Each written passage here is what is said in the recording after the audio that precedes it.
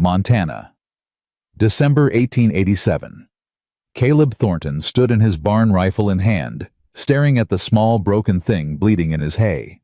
The girl, maybe 9 years old, one eye scarred shut, clutched a bundle wrapped in blue cloth. A baby, dying from cold. She looked up at him with her one good eye and whispered 6 words that stopped his heart.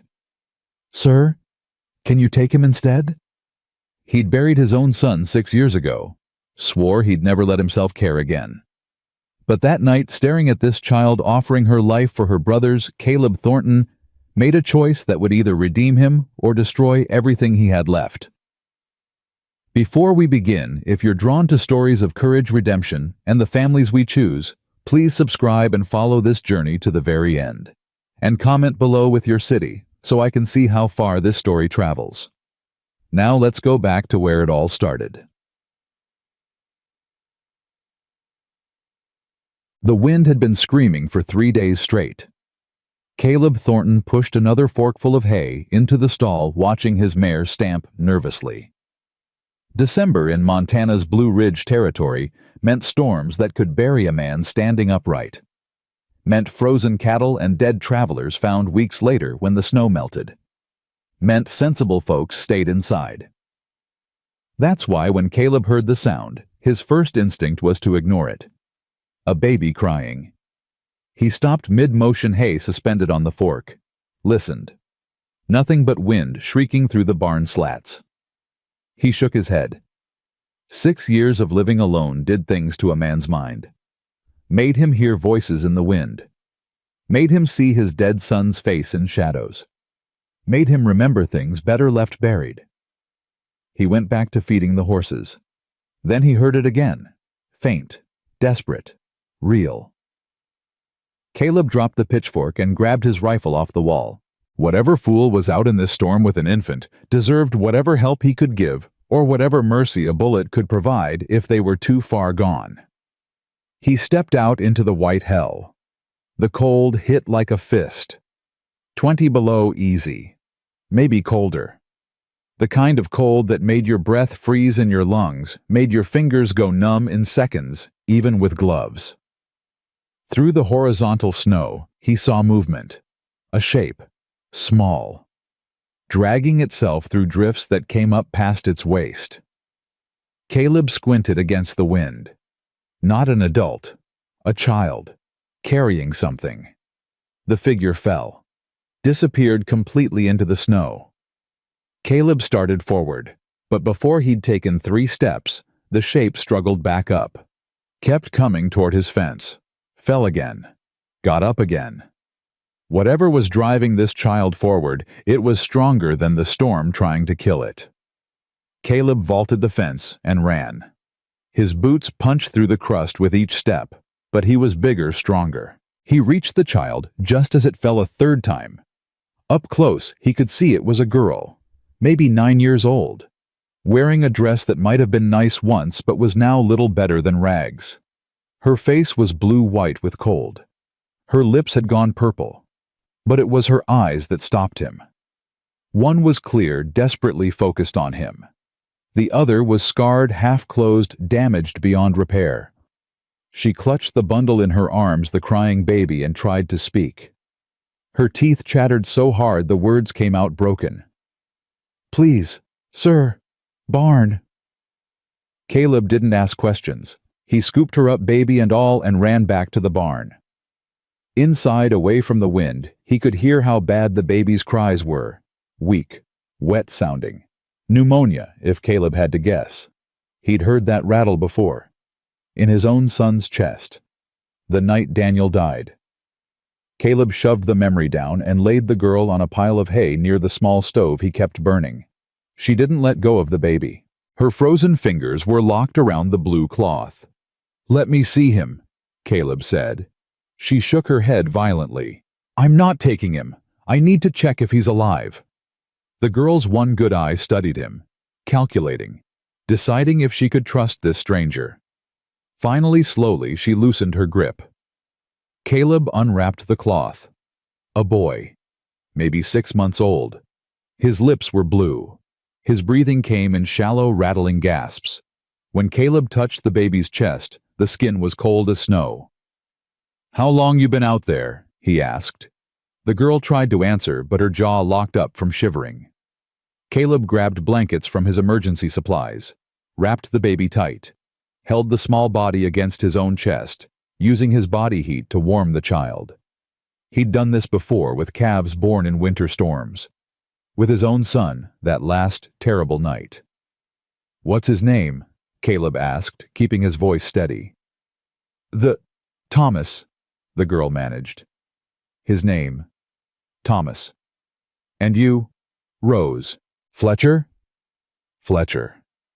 Caleb knew that name. Jacob Fletcher had run the biggest timber operation in 3 counties before his logging wagon went over a cliff last spring, left behind a widow pregnant with their second child. "Jacob Fletcher's kids," Caleb said.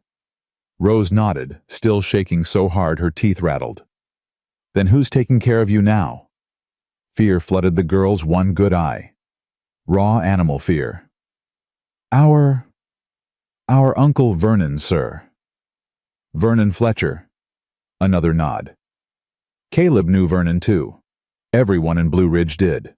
Owned the bank, owned half the loans in town, owned the sawmill and the land office. A respectable man, a pillar of the community. "So why aren't you with him?" Caleb asked quietly. Rose's mouth opened, closed. Her one good eye filled with tears. The baby in Caleb's arms let out a weak cry, then started coughing, the wet, rattling cough that meant fluid in the lungs. "I need to get him warm," Caleb said. "Need to get you both warm. Can you stand?" Rose tried. Her legs buckled. Caleb caught her with one arm, still holding the baby with the other. The girl weighed almost nothing. He could feel her ribs through the thin dress. He carried them both into the house. The heat from the fireplace hit Rose like a physical blow. She gasped, started shaking even harder. Caleb laid her on the rug in front of the fire, unwrapped the baby enough to check him properly. The child's breathing was getting worse. His color wasn't improving. Without medicine, he'd be dead by morning. "The baby," Rose whispered.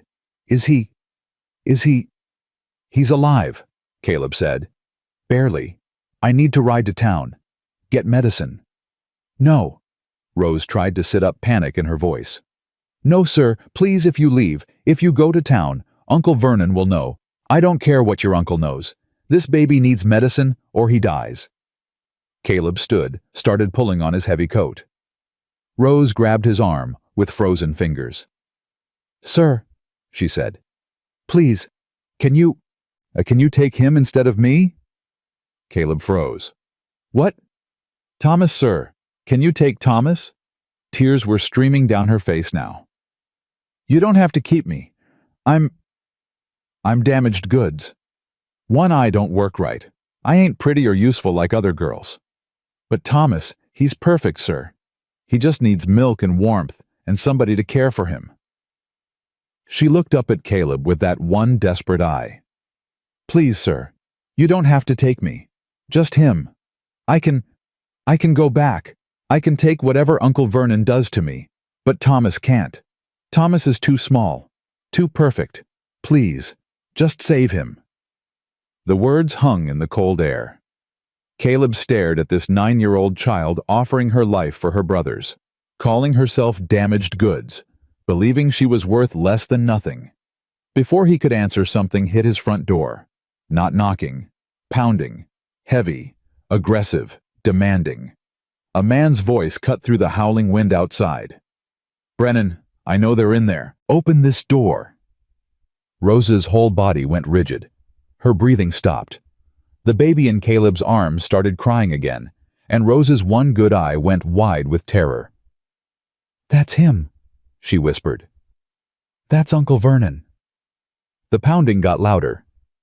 "Brennan, those children are my legal wards.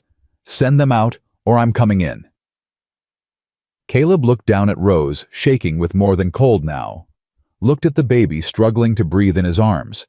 Then he looked at his rifle leaning against the wall by the door.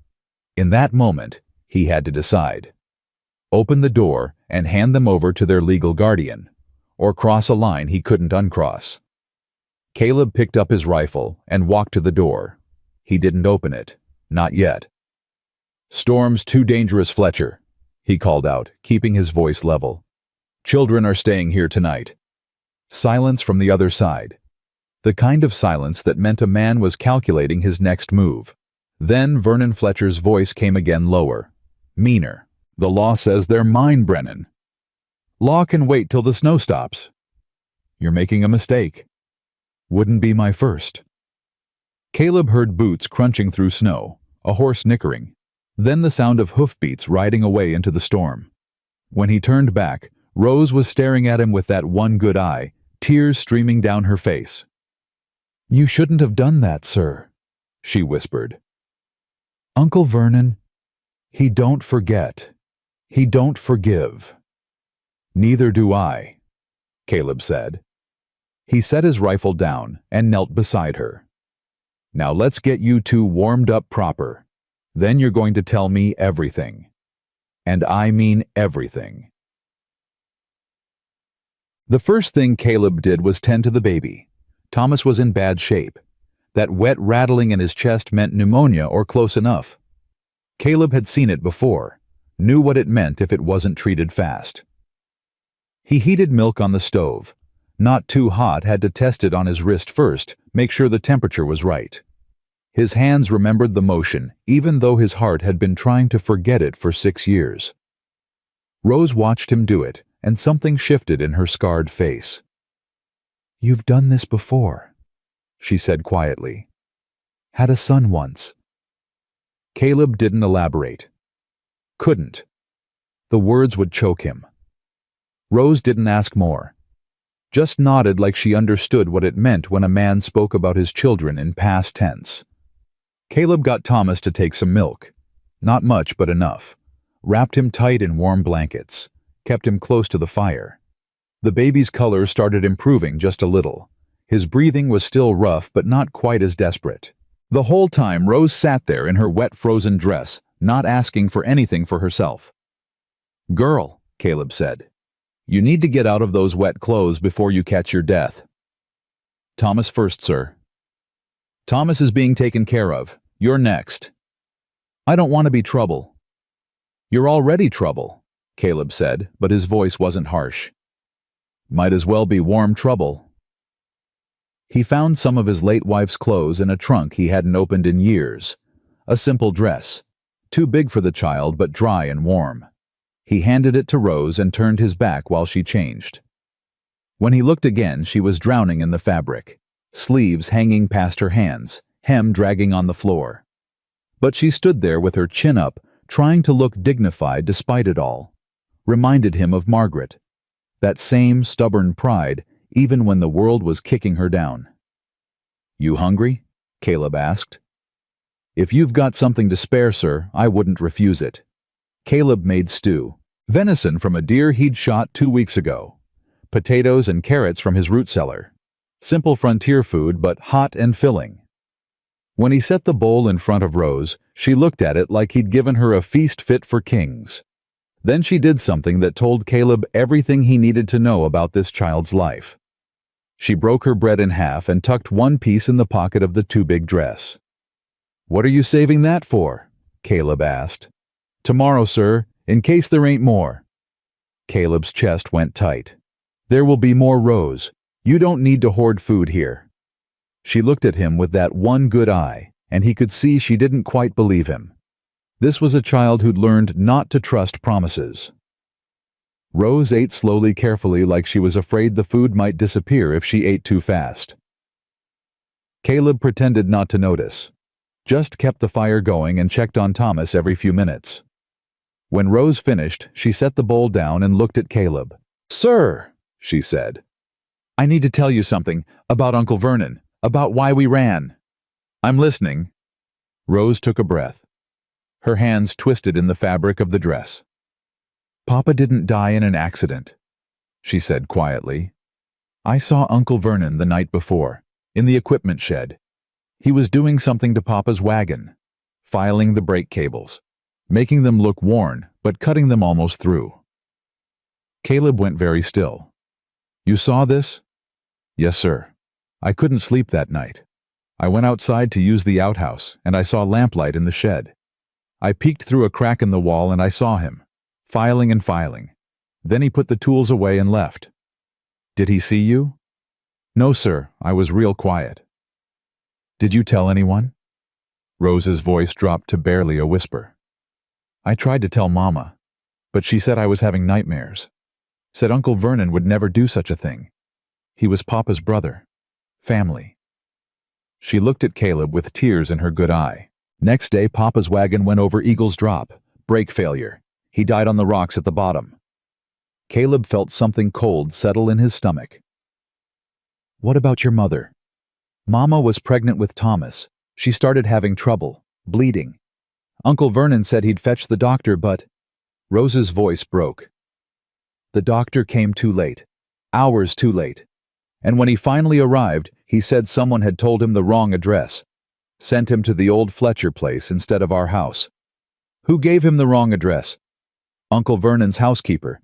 But she said Uncle Vernon told her where to send the doctor. Jesus Christ. Mama died having Thomas, Rose whispered. Bled out because help came too late. And I heard Uncle Vernon talking to his lawyer after the funeral. He said now the children wouldn't be a problem. Said he'd have full control of Papa's shares in the timber company. Said he just had to wait a decent interval, then he could send us away, and nobody would question it. Caleb leaned back in his chair, processing. Vernon Fletcher had murdered his own brother for a timber company, had let his sister-in-law bleed to death, was planning to dispose of 2 orphaned children, and the whole town thought he was a respectable man. Why didn't you tell the marshal? Caleb asked. I tried, sir.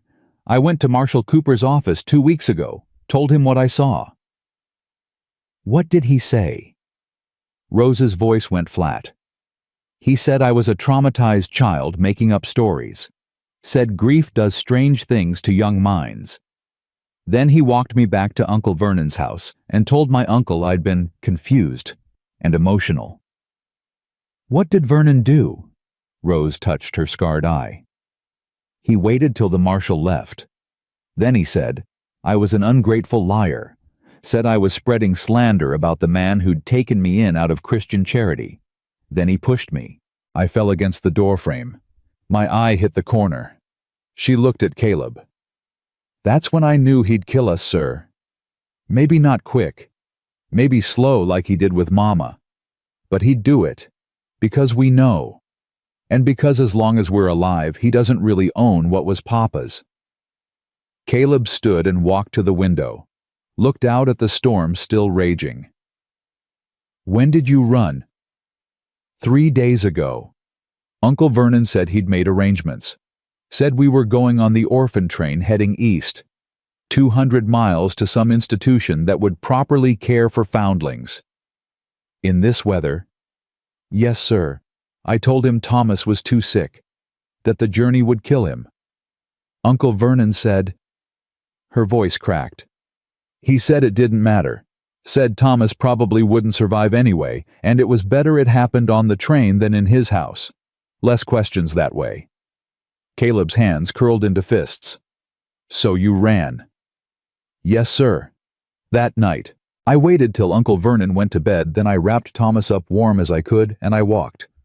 Took me 3 days to find your place. I remembered Papa saying once that Caleb Thornton's ranch was the furthest north up past Eagle's Ridge.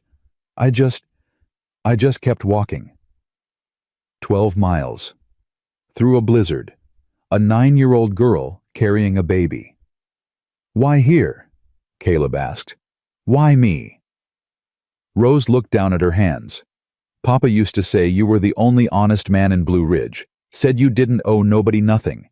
Said if a man ever needed help and couldn't pay for it, you were the one to ask. Caleb turned to look at her. Your father said that... Yes, sir. After your wife and son died, Papa wanted to help. Wanted to bring you food or firewood. But he said you wouldn't accept charity. Said you were too proud. But he also said... She met Caleb's gaze. He said you were the kind of man who'd do the right thing even when it cost you everything. The words hit Caleb like a punch to the chest. Jacob Fletcher had been wrong. Caleb wasn't that man anymore. Hadn't been for 6 years. He'd let himself go cold, let himself stop caring about anything beyond his own property. But looking at Rose, this broken, brave child who'd walked through hell to save her brother Caleb, felt something crack open inside him. Something he'd thought died with Margaret and Daniel. "Rose," he said quietly, "I need to ride to town, get medicine for Thomas. He won't make it through the night without it." Rose stood up, panic flashing across her face. "But Uncle Vernon." "I don't care about Vernon. I care about your brother not dying in my house." "But if you go to town, if people see you with Thomas, then they see me." Caleb pulled on his coat. "I'm not letting this baby die because I'm worried about what Vernon Fletcher thinks." He started toward the door, then stopped, turned back. "Rose, when I come back, you and Thomas are staying here. I don't know for how long. I don't know how we'll make it legal. But you're not going back to Vernon. You understand?" Rose's one good eye filled with tears. "But I told you, sir. I'm damaged. I can't see right. I can't work proper. I'm not worth—" "Stop," Caleb said, his voice sharp enough to cut. "I don't want to hear you talk about yourself that way. You walked 12 miles through a blizzard carrying your brother. You stood between him and death. That makes you worth more than every respectable person in Blue Ridge put together."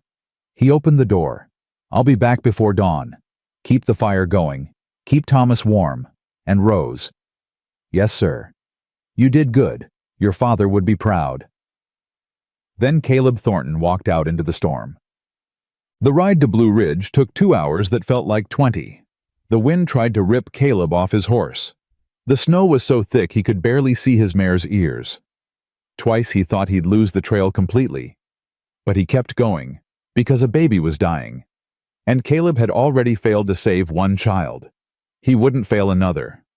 By the time he reached town, his face was numb and his hands were frozen to the reins. He rode straight to Doc Harrison's house and pounded on the door.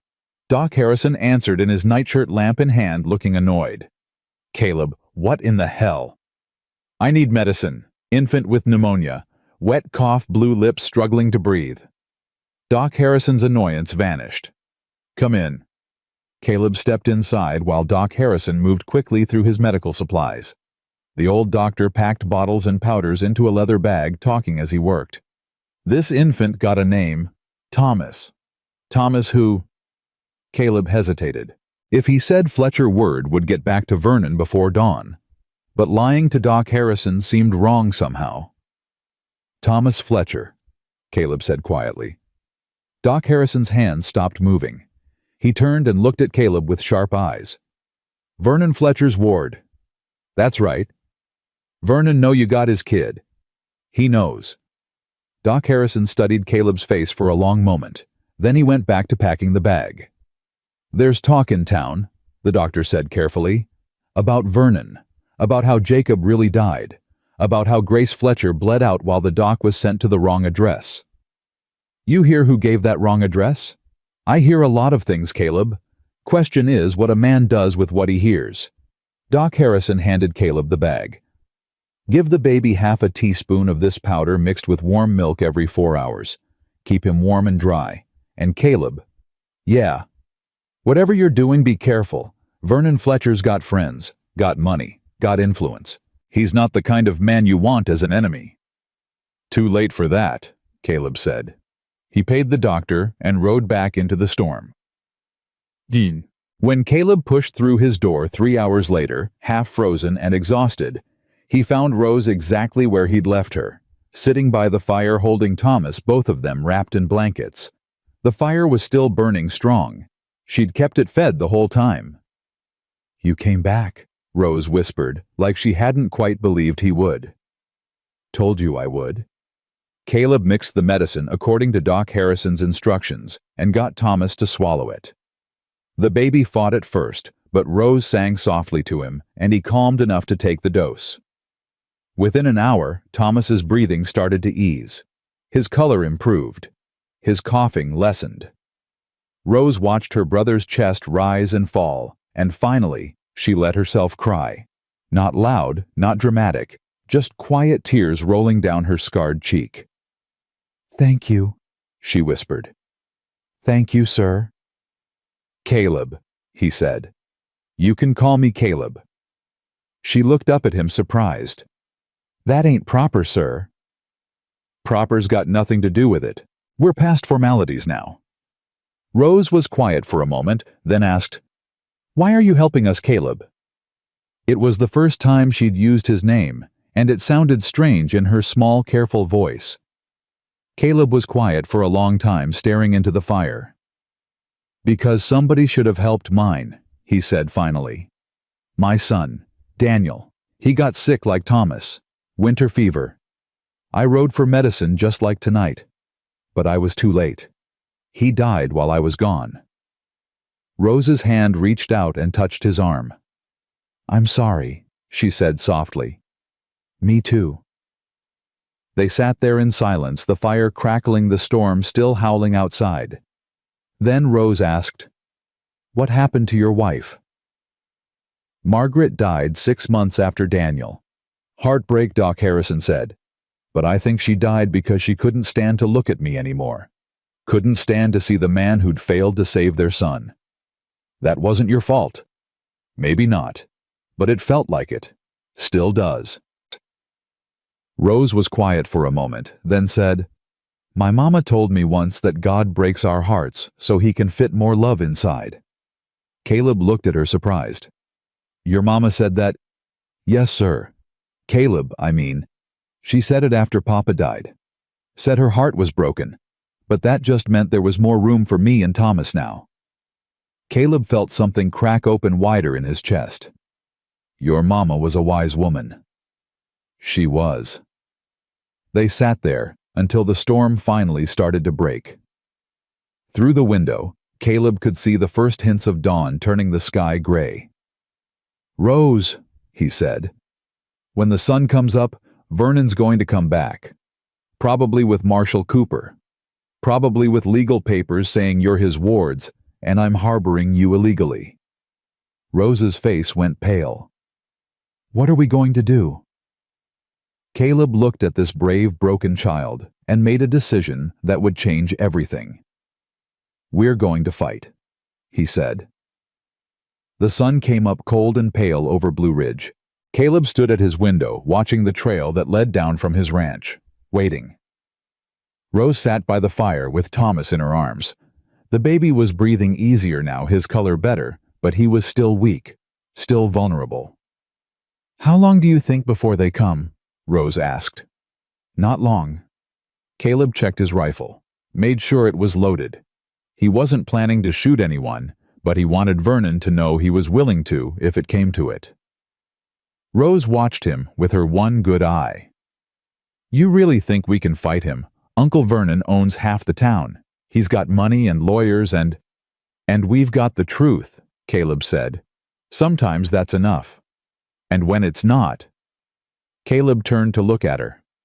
"Then we've got stubbornness. And I'm a stubborn man, Rose." She almost smiled at that. They didn't have to wait long. Around mid-morning, Caleb heard horses coming up the trail. He looked out and counted 6 riders. Vernon Fletcher in the lead, wearing his expensive coat and riding his expensive horse. Next to him, Marshal Henry Cooper, looking tired and cold and not particularly happy about being dragged up a mountain. Behind them, 4 men Caleb didn't recognize. Rough types, the kind you hired when you wanted muscle, not conversation. "Stay inside," Caleb told Rose. "Keep quiet. Let me handle this." "But, Rose, trust me." She nodded and moved back from the window, clutching Thomas tight.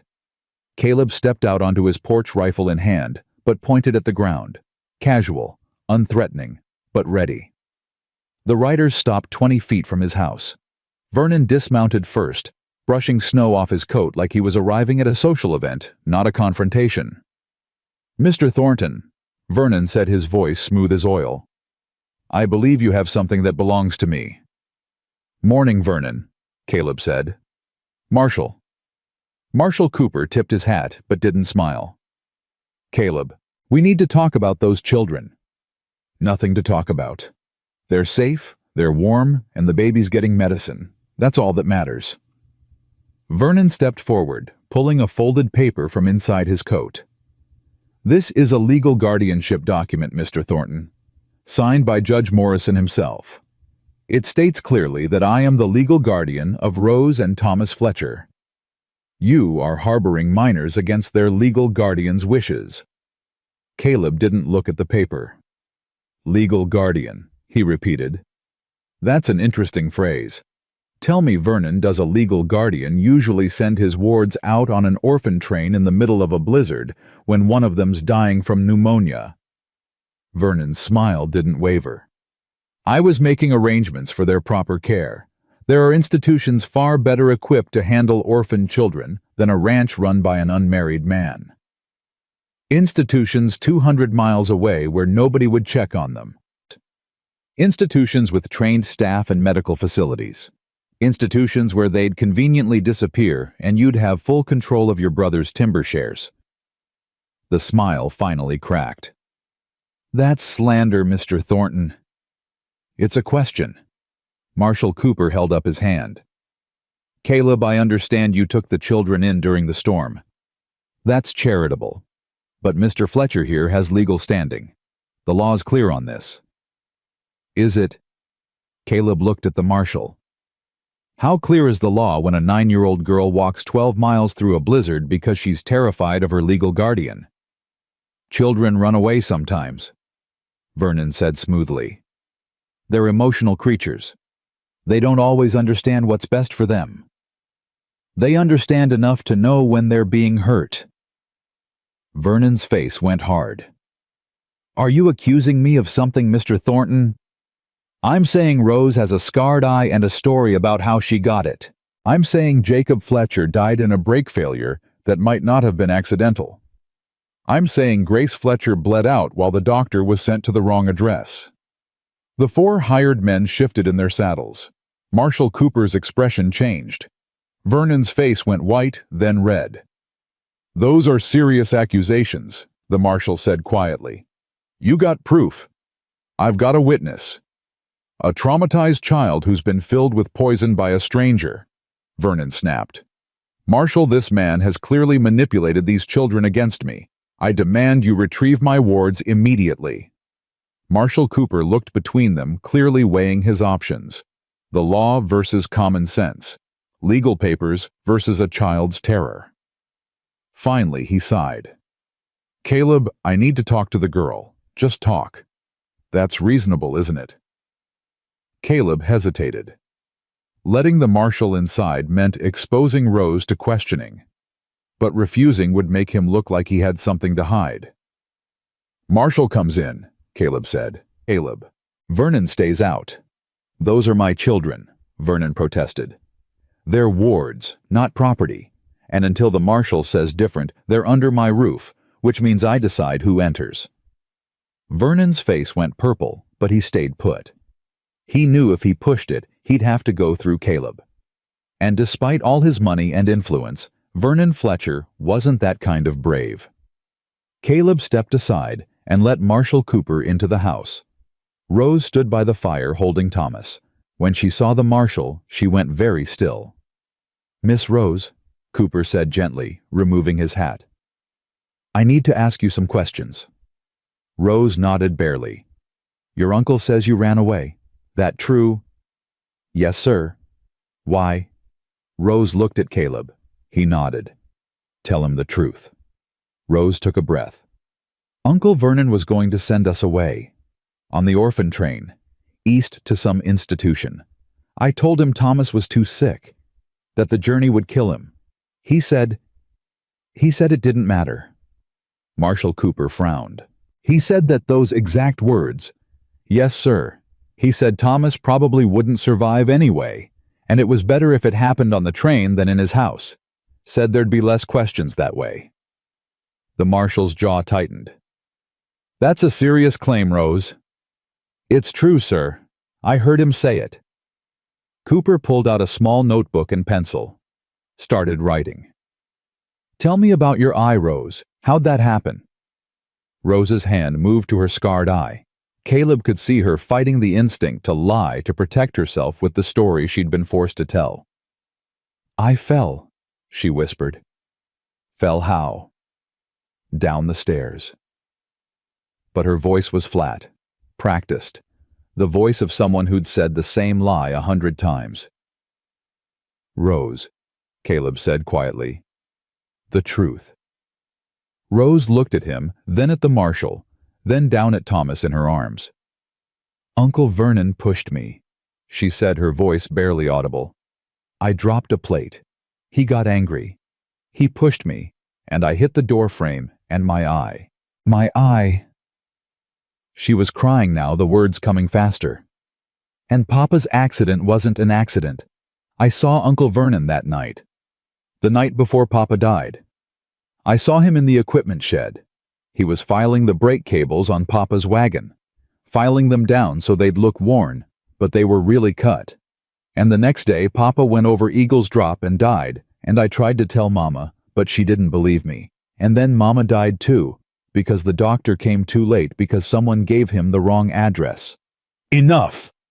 Vernon's voice cut through the house like a whip. He'd pushed past the hired men and stood in the doorway, now his face twisted with rage. "That child is hysterical. She's making up stories because this man has filled her head with lies. Marshal, I demand you remove these children from his influence immediately." The whole room went silent, except for Rose's sobbing. Marshal Cooper looked at her, then at Vernon, then at Caleb. Caleb could see him weighing it. A child's accusation versus a respectable man's reputation. No proof, no witnesses except a 9-year-old girl with a scarred eye and a dead baby brother in her arms. The marshal closed his notebook. "Mr. Fletcher," he said slowly, "these are serious allegations. From a traumatized child. Maybe, but they're specific, detailed, and that eye didn't scar itself. She fell. You said she fell downstairs. She says you pushed her into a doorframe. Those are two different stories." Vernon's mouth tightened. "She's confused. Grief does strange things to children. Does it make them walk 12 miles through a blizzard carrying a dying baby?" The marshal looked at Vernon, and Caleb saw something shift in the lawman's eyes. Not quite belief, but not quite doubt either. The first crack in Vernon's armor. "I think," Cooper said carefully, "we need to bring this before Judge Morrison. Let him sort it out proper."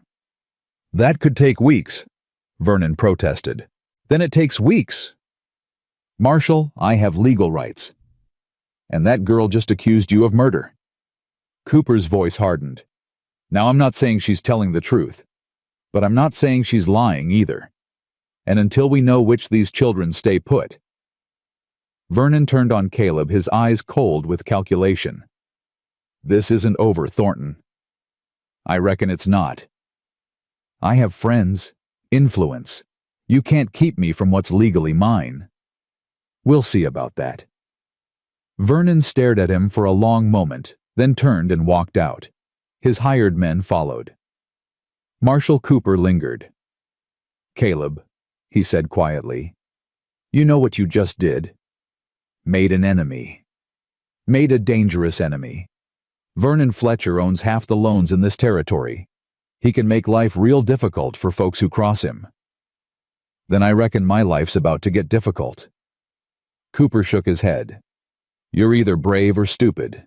Maybe both."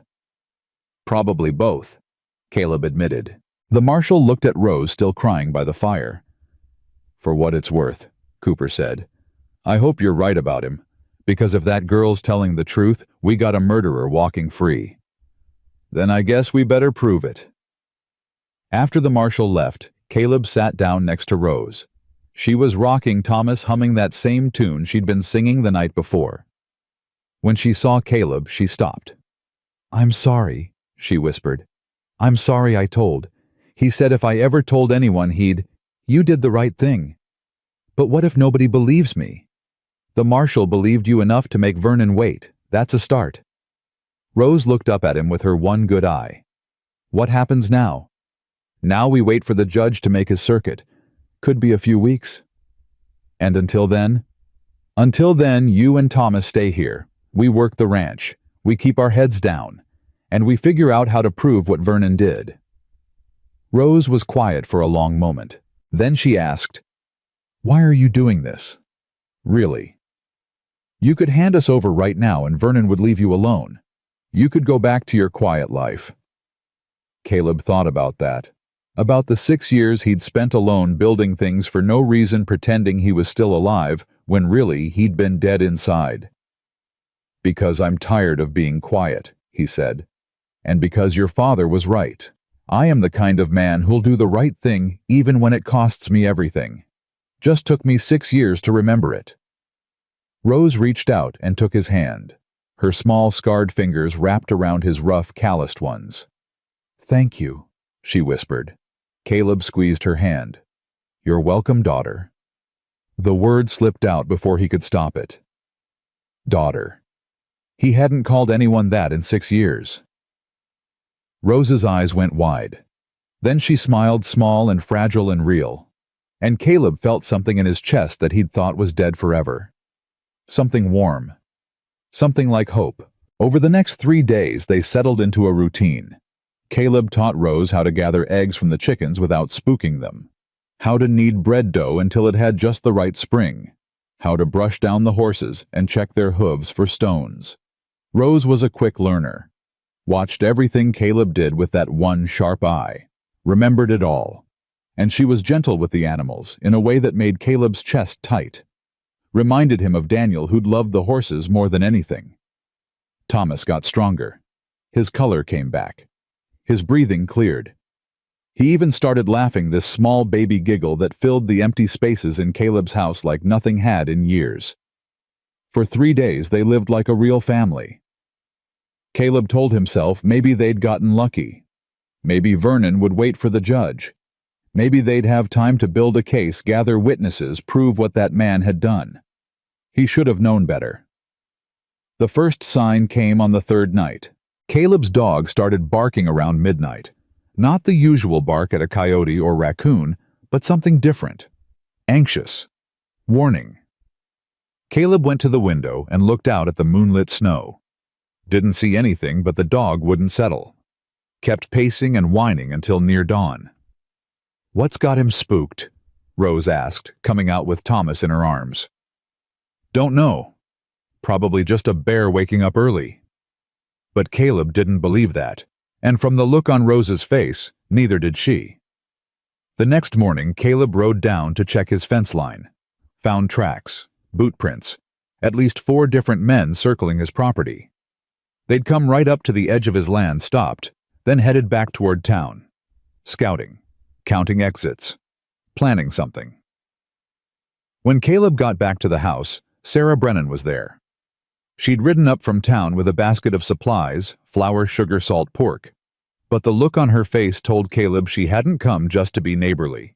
"Caleb," she said, pulling him aside while Rose was occupied with Thomas, "you need to know what's happening in town." "I'm listening." "Vernon's been talking, spreading stories, says you're an unmarried man living alone with a young girl, that it's not proper, that who knows what kind of influences you're exposing her to." Caleb's jaw clenched. He's suggesting all kinds of things, and people are listening, Caleb. He's called in loans, threatened businesses, reminded folks who holds their mortgages. He's turning the whole town against you. Let him turn. I don't care what they think. You should care. Sarah's voice dropped low. Because last night at the saloon, he was buying drinks for some rough types. Men from out of territory. The kind you hire when you want something done that can't be traced back to you. Caleb felt something cold settle in his gut. How many men? 4 that I saw, maybe more, armed to the teeth. They stood there in silence, both knowing what that meant. Vernon had tried the legal way and failed. Now he was going to try another way. You could leave, Sarah said quietly. Take the children and head west. Change your names. Start over somewhere he can't find you. Run, you mean? Survive, I mean. Caleb looked through the window at Rose, watching her make faces at Thomas to get him to smile. She'd started to relax these past few days, started to believe she might actually be safe. "I built this ranch with my own hands," Caleb said. "Every fence post, every board in that barn. It's all I got left of the life I had with Margaret and Daniel. I'm not running." "Then you better be ready to fight." "I'm always ready to fight." Sarah put her hand on his arm. "Caleb, there's brave and then there's foolish. You're one man. He's got money, influence, and hired guns. You can't win this." "Maybe not, but I can make damn sure he doesn't win either." Sarah shook her head sadly, then climbed back on her horse. Before she rode off, she turned back. "There's some of us in town who know what Vernon really is," she said. "Not many, but some. If you need help, send word." But they both knew how that would go. Vernon owned this town, owned these people. When push came to shove, they'd look the other way. That's what folks did when they were scared. They survived. Caleb couldn't blame them for it, but he couldn't count on them either. That night the temperature dropped hard, the kind of cold that made your breath freeze in your lungs, made the trees crack like rifle shots. Caleb was sitting by the fire cleaning his guns when he heard it. Horses. Multiple horses. Moving slow and deliberate up the mountain trail. He went to the window. At first he couldn't see anything but darkness and stars. Then he saw them. Lights. Flickering through the trees. Torches. At least 6 of them, maybe more, winding their way up toward his ranch. "Rose," Caleb said quietly. "Take Thomas and go to the root cellar." She was on her feet instantly, baby clutched to her chest. "What's happening?" "Just do what I say. Get in that cellar. Close the door. Don't come out till I tell you it's safe." "Caleb." "Now, girl." She ran. Caleb heard the cellar door creak open, heard her footsteps on the wooden stairs, heard it slam shut. Good. The root cellar was underground, stone-lined, fireproof. Because Caleb had a feeling fire was exactly what was coming. He loaded his rifle, his shotgun, his pistol, checked his ammunition. Not enough to fight off 6 men if they were determined, but enough to make them think twice. The torches got closer. Caleb could see them clearly now. See the men carrying them. Rough-looking types just like Sarah had said. Hired guns with hard eyes and harder hearts. And riding in the middle of them, staying well back from the front line, was Vernon Fletcher. They stopped about 50 yards from Caleb's house, formed a semicircle. The torches cast crazy shadows on the snow, made everything look like hell had frozen over and come calling.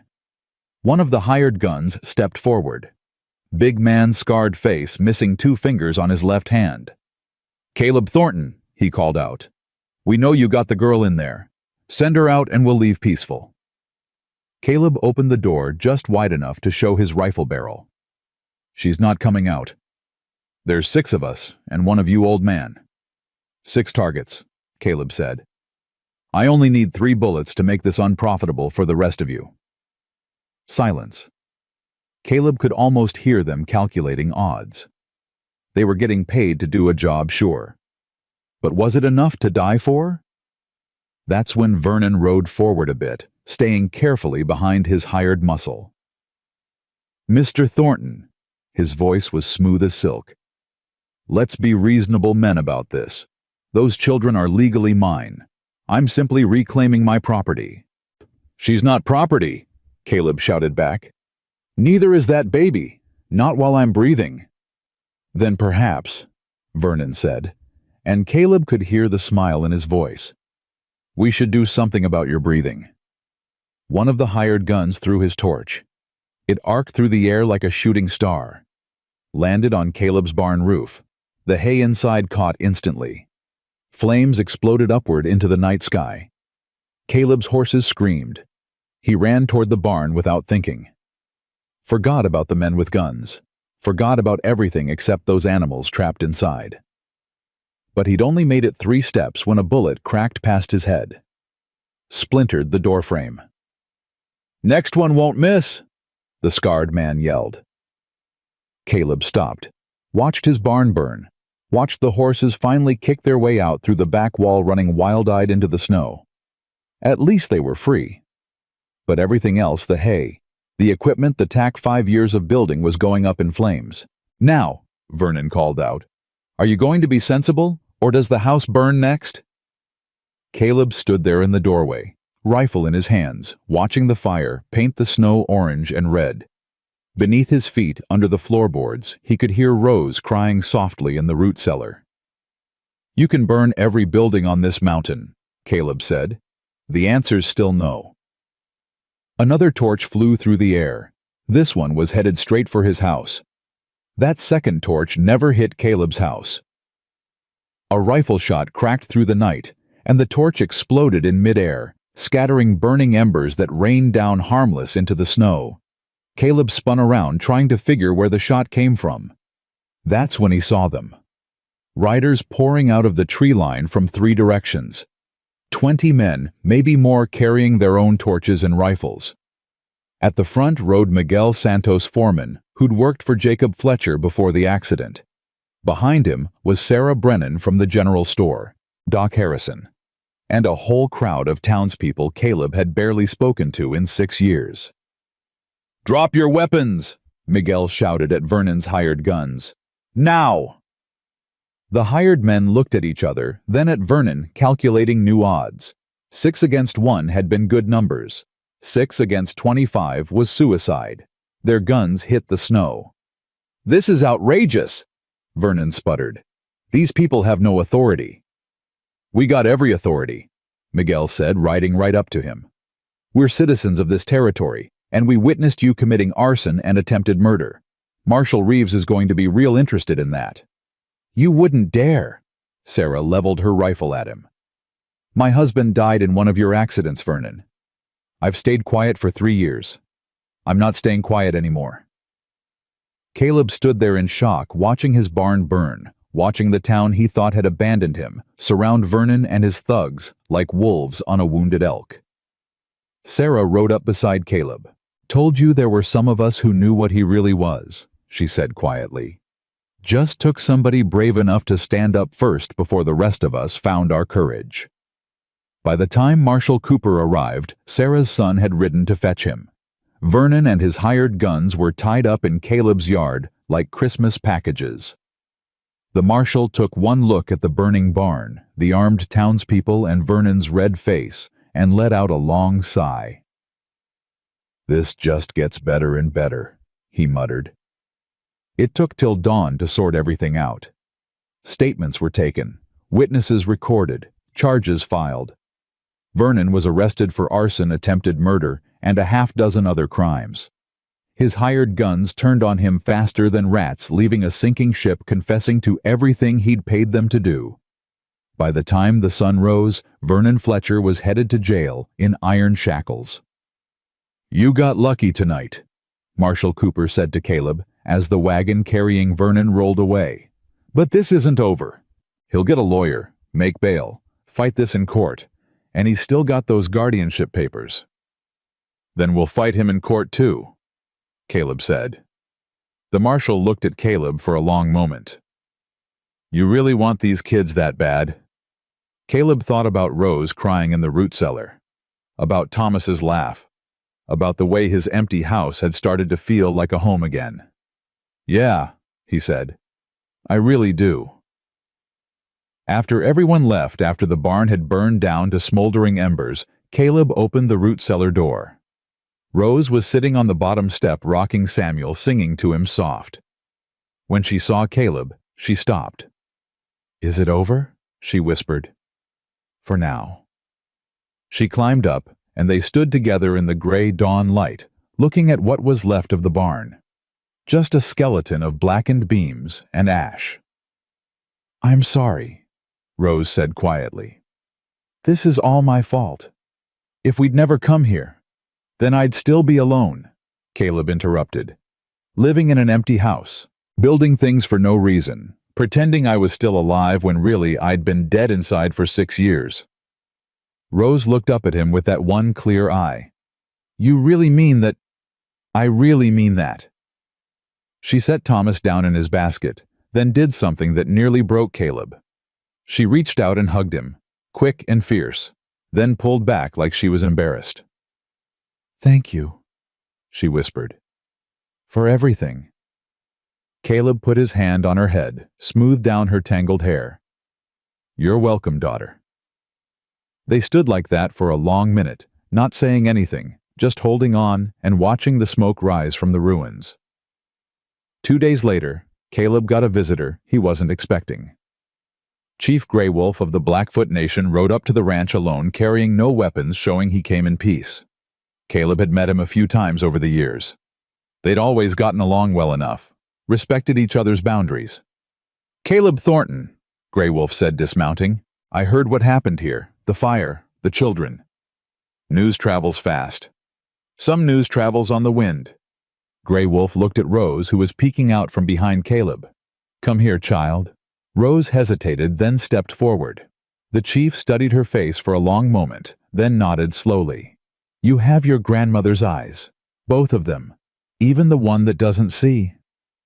Rose's mouth fell open. "You knew my grandmother."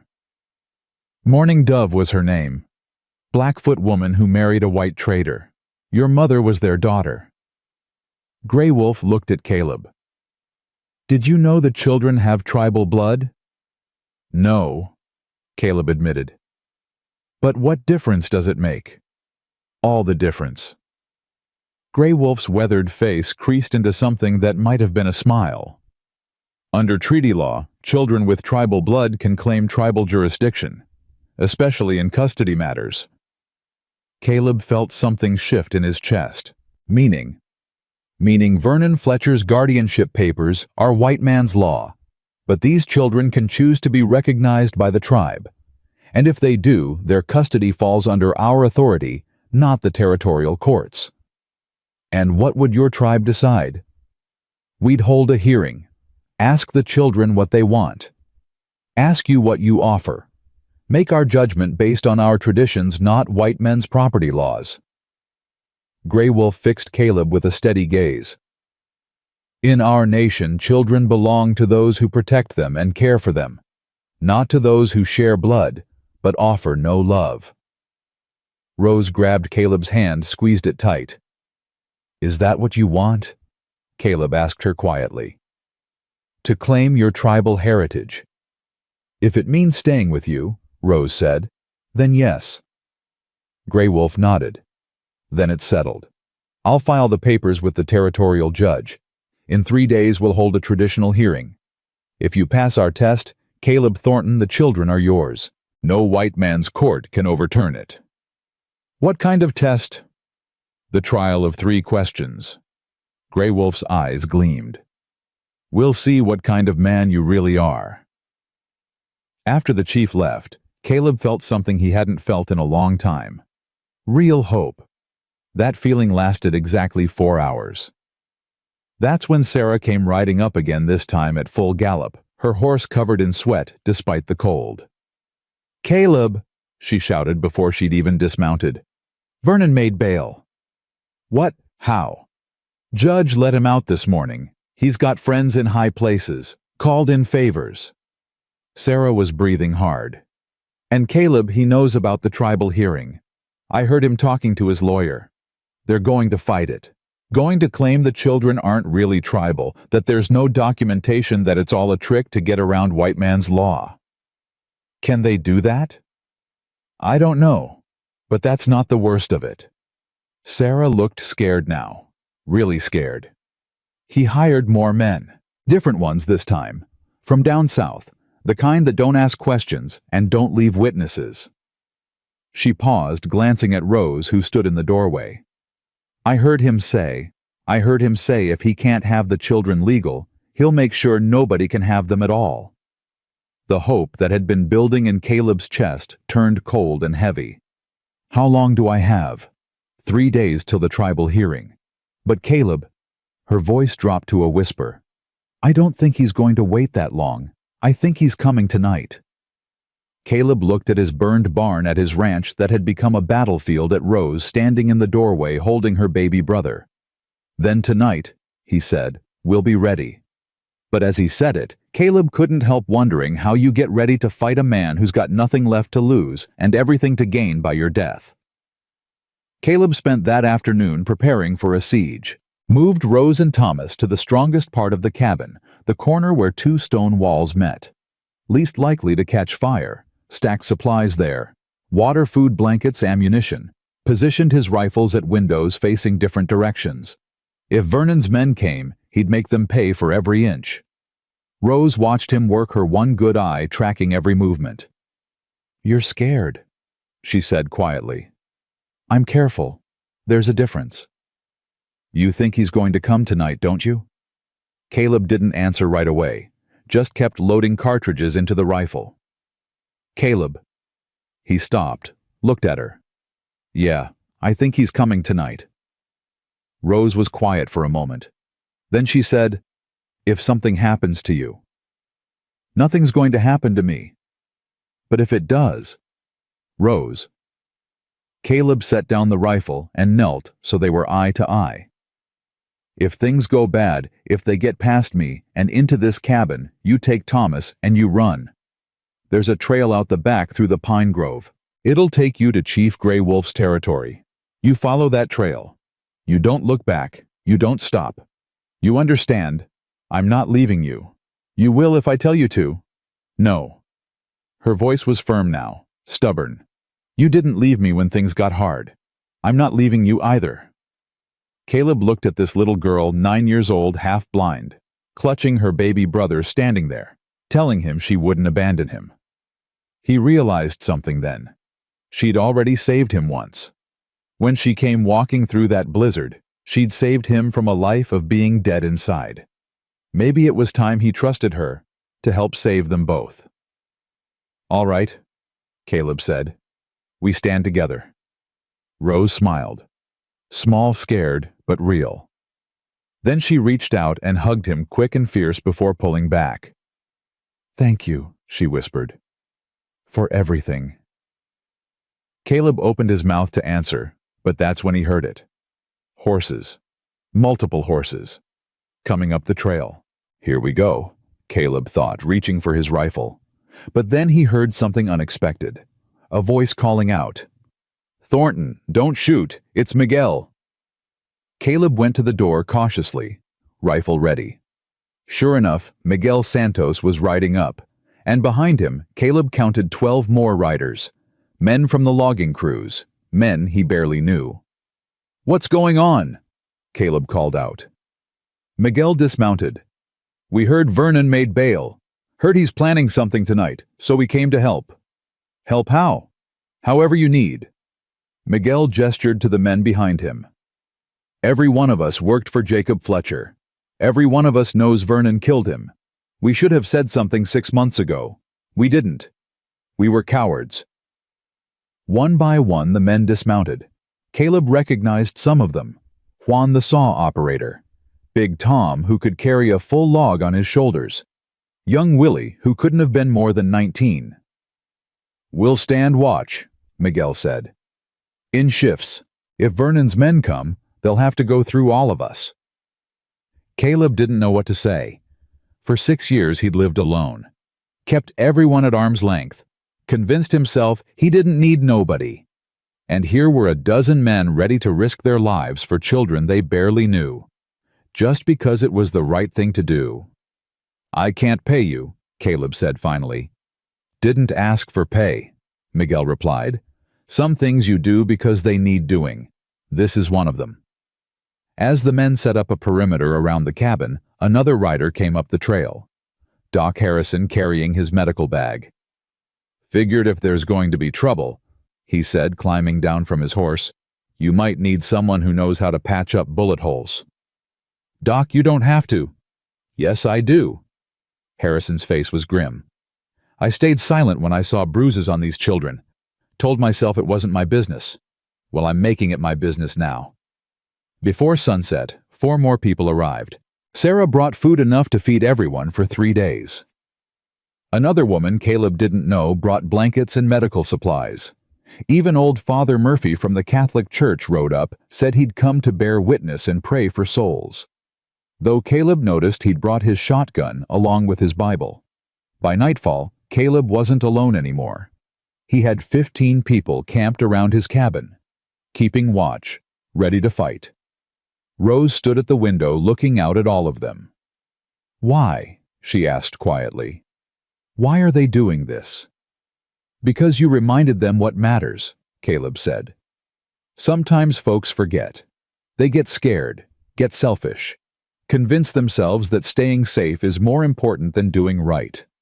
But then something happens, something like a little girl walking through a blizzard to save her baby brother. And it reminds them who they used to be, who they're supposed to be." Rose was quiet for a moment. Then she asked, "Do you think Uncle Vernon will still come, with all these people here?" "I don't know. Man like Vernon, when he's cornered, he gets dangerous."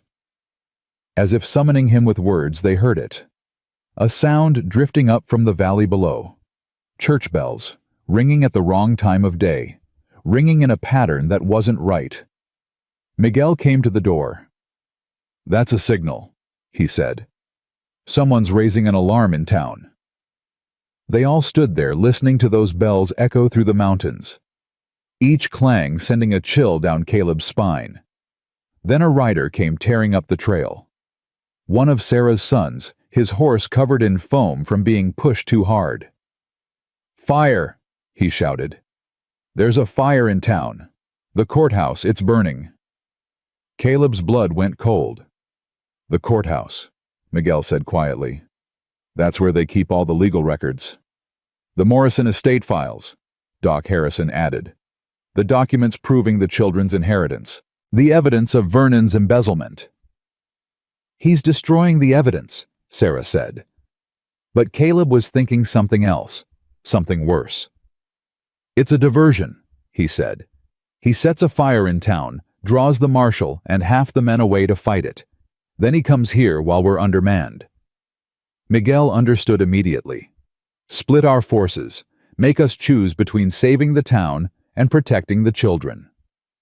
"And while the courthouse burns," Caleb continued, "all the legal proof of his crimes burns with it." Sarah's son was breathing hard. "Marshall's calling for every able-bodied man to help fight the fire. Says the whole town could go up if it spreads to the lumber mill." Miguel looked at Caleb. "If we go help fight that fire, we leave the children exposed." "But if we don't go," Doc Harrison said, "the town burns. People could die."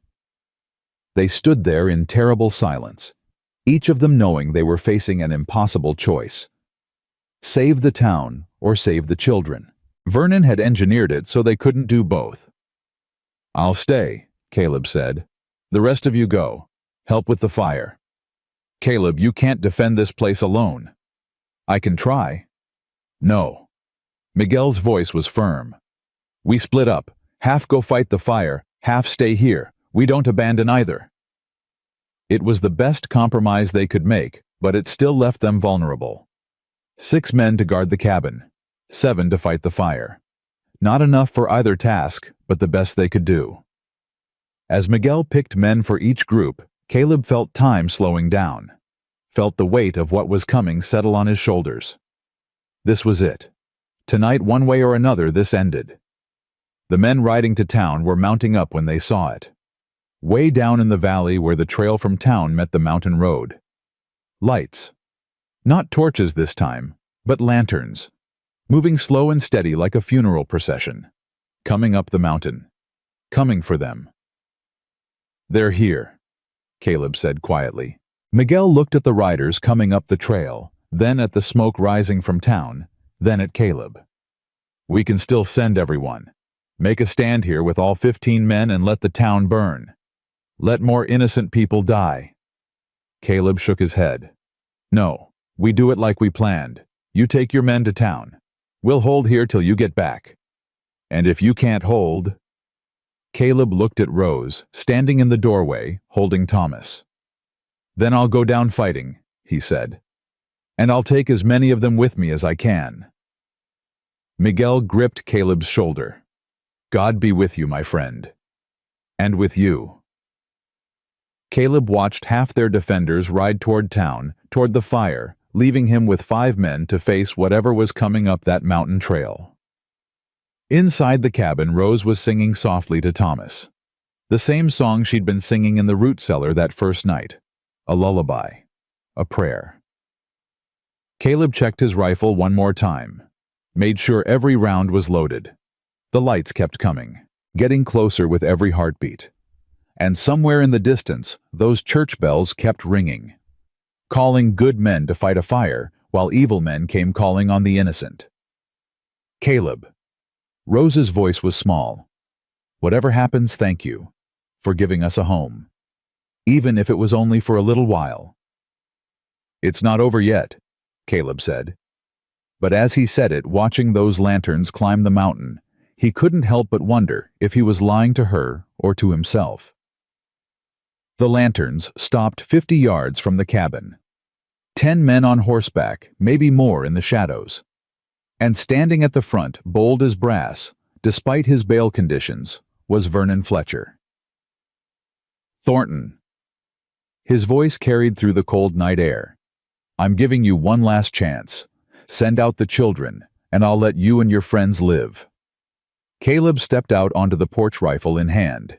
Behind him, his 5 defenders took positions at the windows. You already tried burning me out once, Vernon. Didn't work then. Won't work now. That was a warning.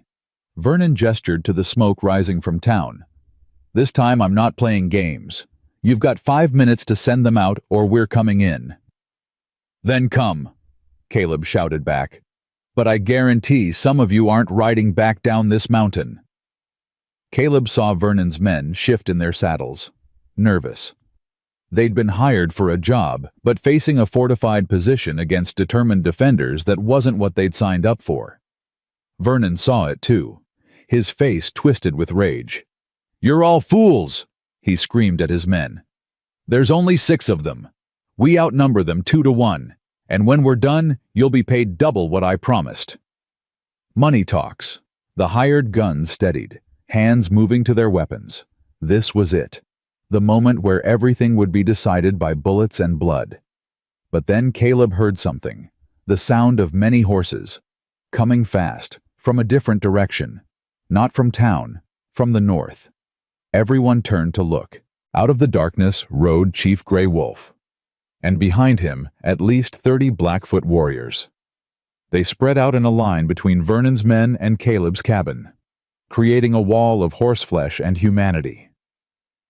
What is the meaning of this? Vernon sputtered. Chief Gray Wolf sat tall in his saddle, his weathered face impassive. These children have claimed tribal protection. Under the Treaty of 1855, anyone with Blackfoot blood who requests sanctuary has the right to tribal jurisdiction.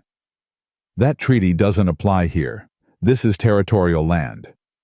The children are on this land by choice. They have requested recognition by the tribe. That makes them tribal members, subject to our laws, not yours. Gray Wolf's voice was calm, but it carried the weight of centuries. Your guardianship papers mean nothing to us. This is absurd. Marshal Cooper is bound by federal treaty law, Gray Wolf interrupted. As are you. If you attempt to take these children by force, you commit an act of aggression against the Blackfoot Nation. That is a federal crime. Caleb watched Vernon's face cycle through rage, calculation, desperation. His whole plan was collapsing around him. The courthouse fire had destroyed evidence, sure, but now none of it mattered. Tribal law didn't care about white man's documents. You can't do this, Vernon said, but his voice had lost its certainty. I have rights, legal rights. You have no rights here. Gray Wolf looked past Vernon directly at Caleb. Caleb Thornton, do you accept responsibility for these children under tribal custom? Every eye turned to Caleb. This was it, the moment of no return. If he said yes, he'd be bound by tribal law, subject to their judgment, but he'd also be protected by it, and so would Rose and Thomas.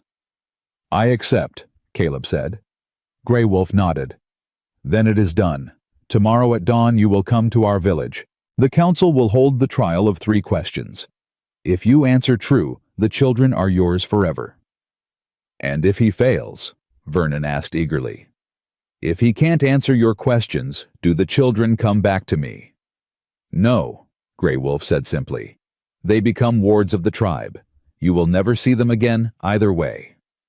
Vernon's face went purple. "This is illegal. I'll appeal to the territorial governor. You'll leave." Grey Wolf's voice hardened. "Now, before I decide that your presence here constitutes a threat to tribal members." The Blackfoot warriors raised their rifles as one. Vernon looked at his hired guns, saw them backing away, saw his money and influence meaning nothing in the face of 30 armed warriors and federal treaty law. "This isn't over, Thornton," he spat. "Even if you pass their test, I'll find a way. I always find a way." "Then you'll do it from a jail cell," said a new voice. They all turned. Marshal Cooper was riding up from town, and he wasn't alone. He had Sarah with him, and she was carrying a metal lockbox, the kind used to store important documents. "Before your men set that fire," Cooper said, "Sarah here broke into the courthouse and grabbed the most important files, including the Morrison estate records, including evidence of your embezzlement, including a witness statement from Miguel Santos describing how he saw you sabotage Jacob Fletcher's logging equipment." Vernon went pale. "Vernon Fletcher," Cooper continued, "you're under arrest. Again. And this time, there's not a judge in the territory who'll grant you bail." Caleb watched them put Vernon in chains, watched him scream and threaten and finally break down sobbing as they led him away. All that power, all that influence gone in a moment. When they were gone, when the hired guns had scattered, and Vernon was headed back to jail, Grey Wolf approached Caleb. "The children are safe tonight," he said. "But tomorrow you face the council. The 3 questions are not easy, Caleb Thornton. They are designed to reveal what is in a man's heart. Many have failed them. What happens if I fail?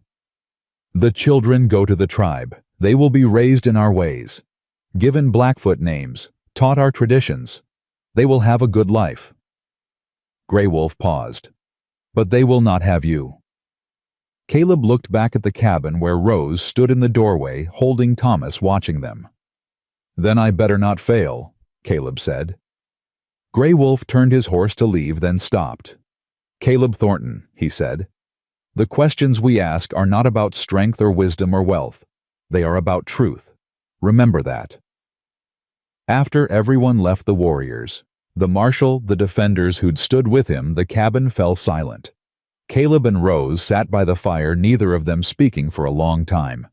Finally, Rose asked, "What are the 3 questions?" "I don't know." "What if you can't answer them?" "Then you'll go live with Chief Grey Wolf's people. They're good people, Rose. They'll take care of you." "But I want to stay with you," she whispered. "I know." Caleb put his arm around her shoulders. "And I'm going to do everything I can to make that happen." Rose leaned against him, and they sat there watching the fire, both of them knowing that come dawn, everything would change, one way or another. Dawn came cold and clear. Caleb rode to the Blackfoot village alone like Grey Wolf had instructed. The trail wound through pine forests, still heavy with snow. As he climbed higher, he could see smoke rising from the town below, the courthouse still smoldering from last night's fire. Vernon had tried to burn the truth. Instead, he'd only revealed himself. The village was nestled in a valley protected by rock walls on 3 sides. Teepees formed a circle around a central fire. And as Caleb rode in, he saw the entire tribe gathered. Elders, warriors, women, children. All of them there to witness the trial of 3 questions.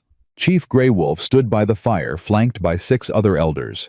Their faces were weathered as old leather eyes, sharp as broken glass. "Caleb Thornton," Grey Wolf said, "you come seeking to adopt children of tribal blood. Our law requires you answer 3 questions with complete truth. Not clever words, not right answers. Truth from your heart. We will know the difference." Caleb dismounted, walked to the fire. The heat felt good against his face, but it was nothing compared to the heat of all those eyes on him. "I'm ready," he said. An elderly woman stepped forward, the oldest person Caleb had ever seen, her face a map of wrinkles, her eyes still bright as a girl's. "First question," she said. "You lost a wife and son. You grieve them still. Why do you seek to replace them with children who are not yours?" The question hit Caleb like a fist. He'd expected legal questions, practical questions. Not this. He thought about lying, saying something noble about duty or compassion. But Grey Wolf had said truth. So Caleb gave it to him. "I don't seek to replace them," he said slowly. "Margaret and Daniel can't be replaced. Won't ever be replaced. But grief is a canyon, ma'am. You can stand on one side alone, or you can build a bridge and cross it. Rose and Thomas, they're not replacing what I lost.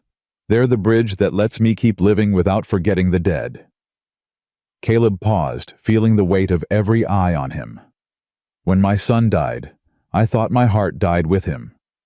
Thought there was nothing left in me worth giving. But then Rose came walking through that blizzard, offering her life for her brothers, and I realized something. My heart wasn't dead. It was just waiting for someone who needed it as much as I needed to give it." The old woman nodded slowly. "You speak true. The heart knows the difference between filling a hole and healing a wound." She stepped back. A middle-aged man stepped forward next. His face was stern, his eyes hard. "Second question. You are a man of property and independence. Children require sacrifice, of freedom, of resources, of self. Your barn burned, your cattle scattered. Why give what little remains to children who may never call you father?" This one was easier. Caleb had already learned this lesson. "I spent 6 years building a ranch for nobody but myself," he said. "Bigger barns, more cattle, more land. But every night I came home to an empty house. Property without purpose is just things, sir. Just wood and nails and dirt.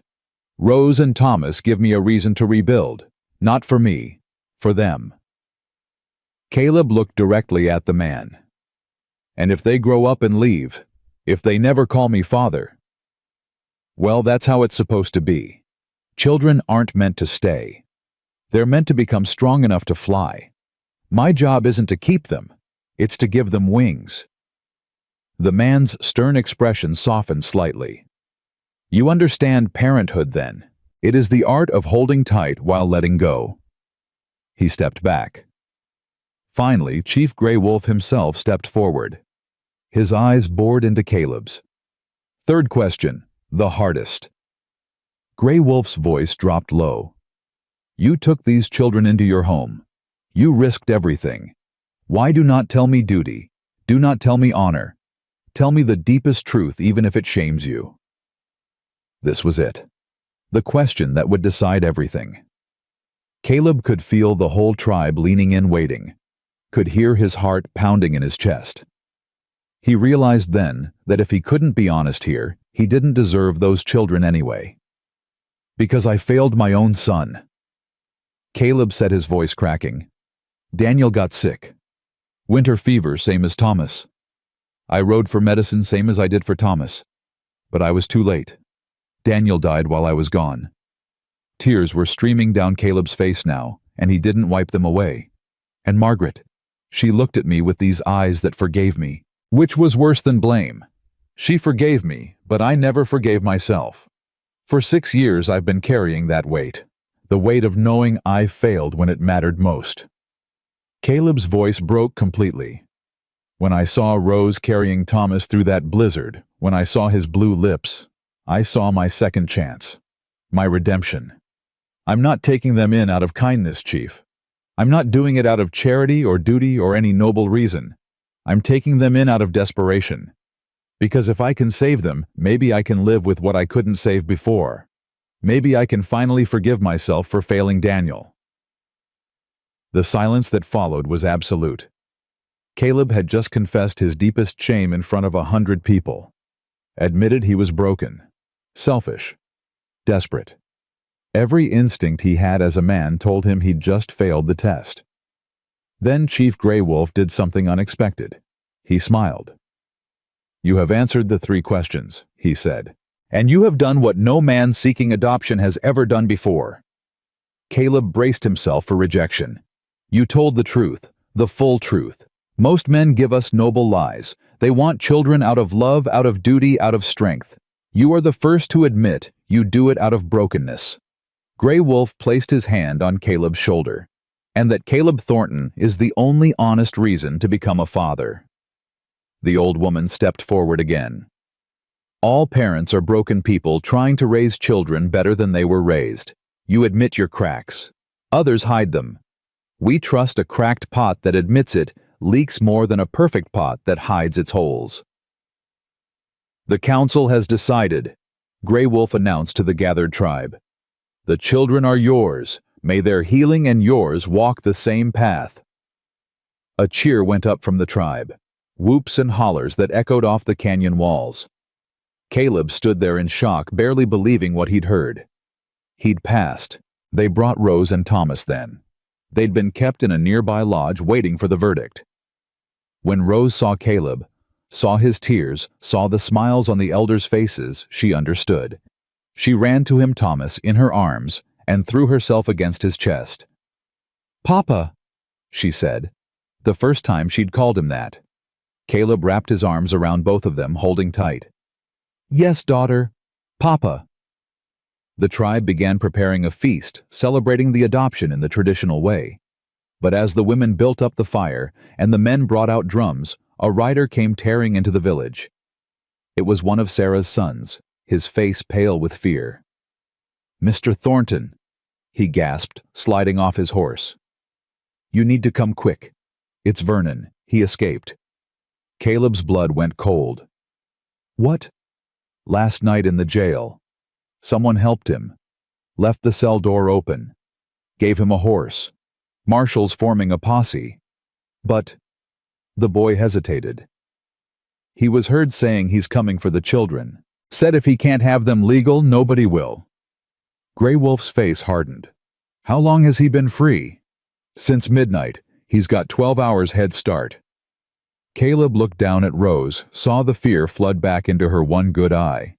They'd won the legal battle, passed the tribal test, done everything right. And Vernon Fletcher was still out there somewhere in the mountains, coming to finish what he'd started. "Take the children to the lodge," Caleb told Grey Wolf. "Keep them safe."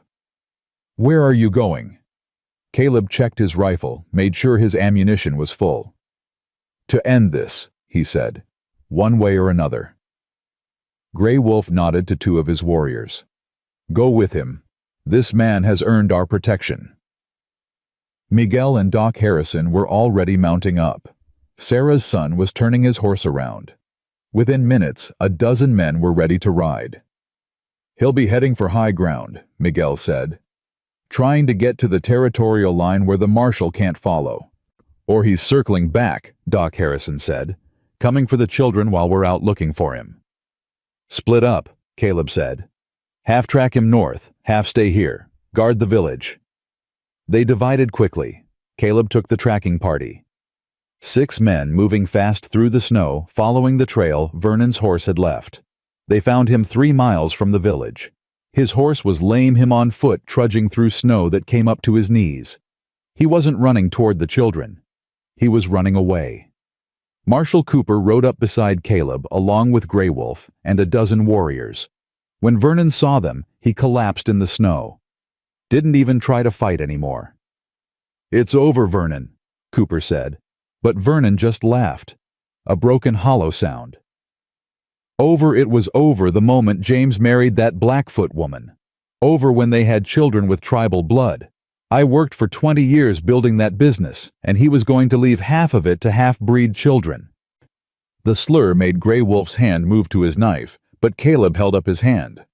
"Let him talk," Caleb said. "Let him tell us all of it." And Vernon did. Like a dam breaking, the whole ugly truth poured out.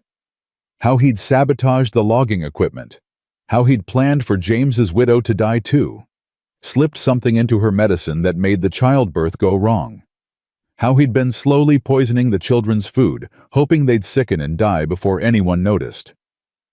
"They were supposed to die," Vernon sobbed. "Quiet like accidents. Nobody would have known. The business would have been mine, all mine." He looked up at Caleb with wild eyes. "But that girl wouldn't die. Kept surviving. Kept protecting her brother.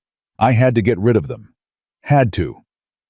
He was confessing to 3 murders and 2 attempted murders right there in the snow, in front of a dozen witnesses.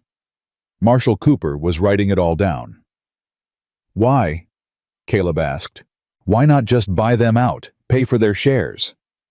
"Because they didn't deserve it," Vernon screamed. "I built that business. My money, my connections.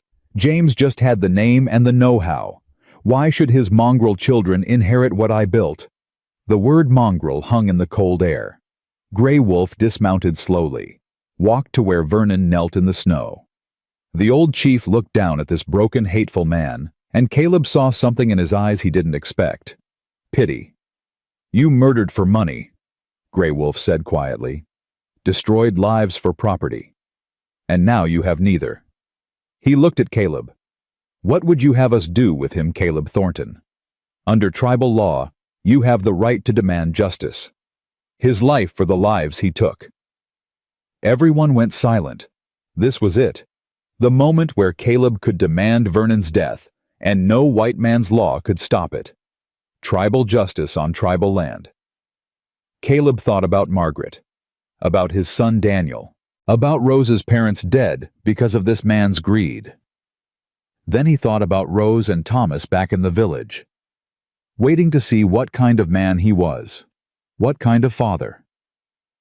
"No," Caleb said. Marshal Cooper looked surprised.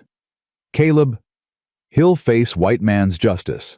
A trial, a jury, a judge. Everything legal and proper." Caleb looked at Vernon. "Because I won't let him turn me into what he is. I won't let him make my children watch their father become a killer." Grey Wolf nodded slowly. "You choose mercy over revenge. That is the mark of true strength." "It's not mercy," Caleb said. "It's practicality. Every minute I spend hating him is a minute I don't spend loving them. He's had enough of our days. He doesn't get any more." They bound Vernon and put him on a horse. Marshal Cooper would take him to the territorial prison this time. No local jail, no bail, no escape. As they rode back to the village, Grey Wolf rode beside Caleb. "You passed a 4th test today," the chief said. "One we did not ask. The test of knowing when to fight and when to let justice take its course." "I didn't feel like I passed anything. Felt like I was just too tired to hate anymore." "That is wisdom," Grey Wolf said. "The young fight because they have energy. The wise fight only when they must."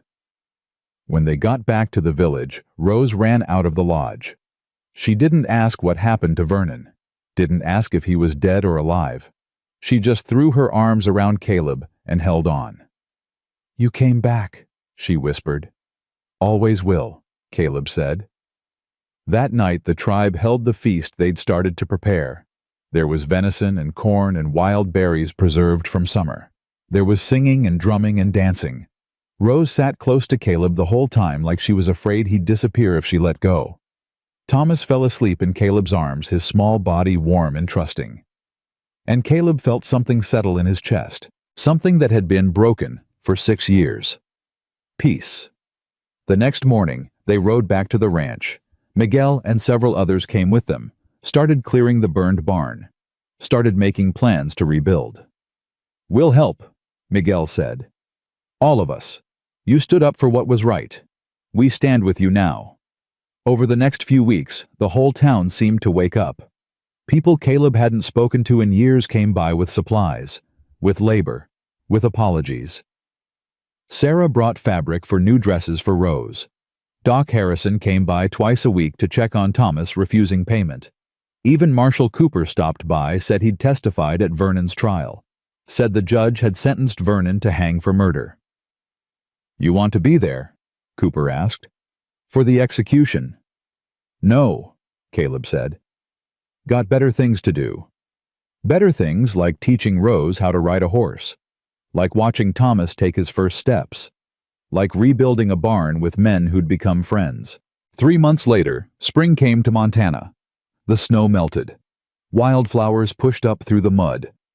And one warm April morning, Judge Morrison himself rode up to the ranch. He had papers in his saddlebag. Legal papers. The official adoption documents. "Took some doing," Morrison said, spreading the papers on Caleb's table. "Had to get tribal approval, territorial approval, and federal approval because of the treaty law, but it's done." He smiled. "Sign here." Caleb signed. Rose watched her one good eye shining. "What are their names?" Morrison asked. "Rose Margaret Thornton," Caleb said, "and Thomas Daniel Thornton." Morrison wrote carefully. "You honored your dead by naming the living after them. That's a good thing." "Chief Gray Wolf's idea," Caleb admitted. "Said in his tradition you honor ancestors by carrying their names forward." Morrison finished writing, pressed his seal into the wax, and handed the papers to Caleb. "Congratulations," he said. "You're officially a father again." After Morrison left, Caleb took the children up to the hilltop where Margaret and his son were buried. They'd added 2 more markers for Jacob and Grace Fletcher. "I want you to know your first parents," Caleb told Rose. "They loved you, and they'd be proud of who you're becoming." Rose touched her mother's grave marker. "Do you think they mind that we call you Papa now?" Caleb looked at the 4 graves, thought about how much death it had taken to teach him how to live again. "I think they sent you to me," he said. "I think your mama and my Margaret worked something out up there. Maybe our family was always supposed to be bigger than we thought." Thomas, walking now, nearly a year old, toddled over and put his chubby hand on Caleb's boot. Caleb picked him up and Thomas laughed, reaching for his beard. "Come on," Caleb said. "Let's go home." As they walked down the hill toward the cabin where smoke curled from the chimney and the new barn stood strong against the sky, Rose slipped her hand into Caleb's. "Papa," she said, "do you still miss them? Your first family." "Every day," Caleb admitted.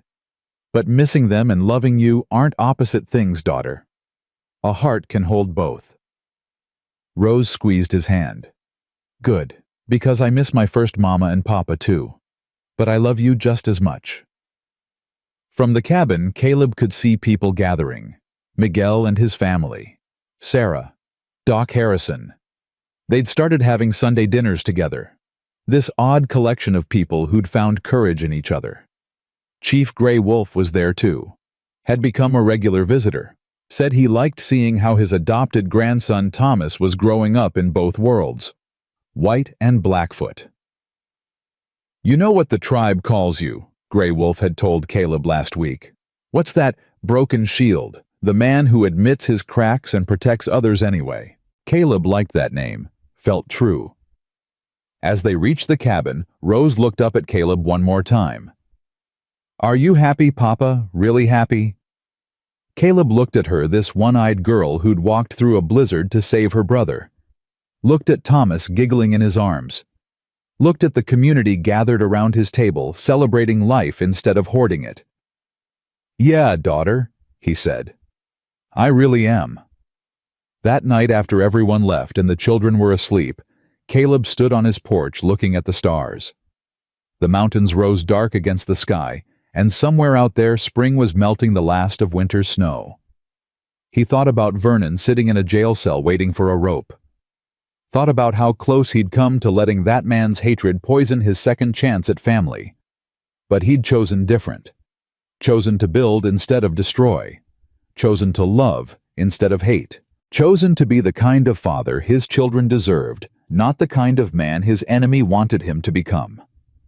And that, Caleb figured, was the best revenge of all. Inside, he heard Rose singing Thomas to sleep. The same lullaby she'd been singing that first night, when he found them half frozen in his barn. But this time her voice wasn't scared or desperate. It was home. Vernon Fletcher was hanged on a Tuesday morning in late April.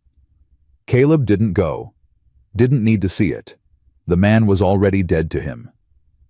Instead, Caleb spent that morning teaching Rose how to plant a garden, showing her where to put the seeds, how deep, how far apart. Thomas sat in the dirt nearby, playing with rocks and laughing. "Papa," Rose said, "do you think Uncle Vernon ever loved anything?" Caleb thought about that. "I think he loved the idea of success, the idea of power, but I don't think he ever loved a person, not really. And that's the saddest thing about him." "Why?" "Because love is the only thing worth having. Everything else, money, property, power, it all turns to dust eventually. But love, that's the thing that survives. That's what we leave behind." Rose was quiet for a moment, patting dirt over a seed. "I'm glad you love us," she said softly. "Me too, daughter. Me too." Years later, when Caleb was an old man and Rose had children of her own, and Thomas ran the ranch better than Caleb ever had, people would ask him about that winter, about the blizzard and the fire and the trial and Vernon Fletcher.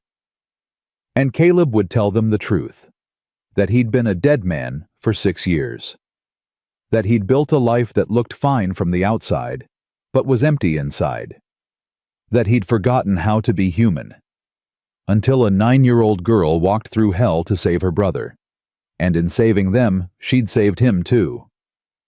"Folks sometimes ask me if I regret it," Caleb would say, sitting in his rocking chair with great-grandchildren at his feet. "Fighting Vernon, burning my barn, risking everything for 2 children I'd just met."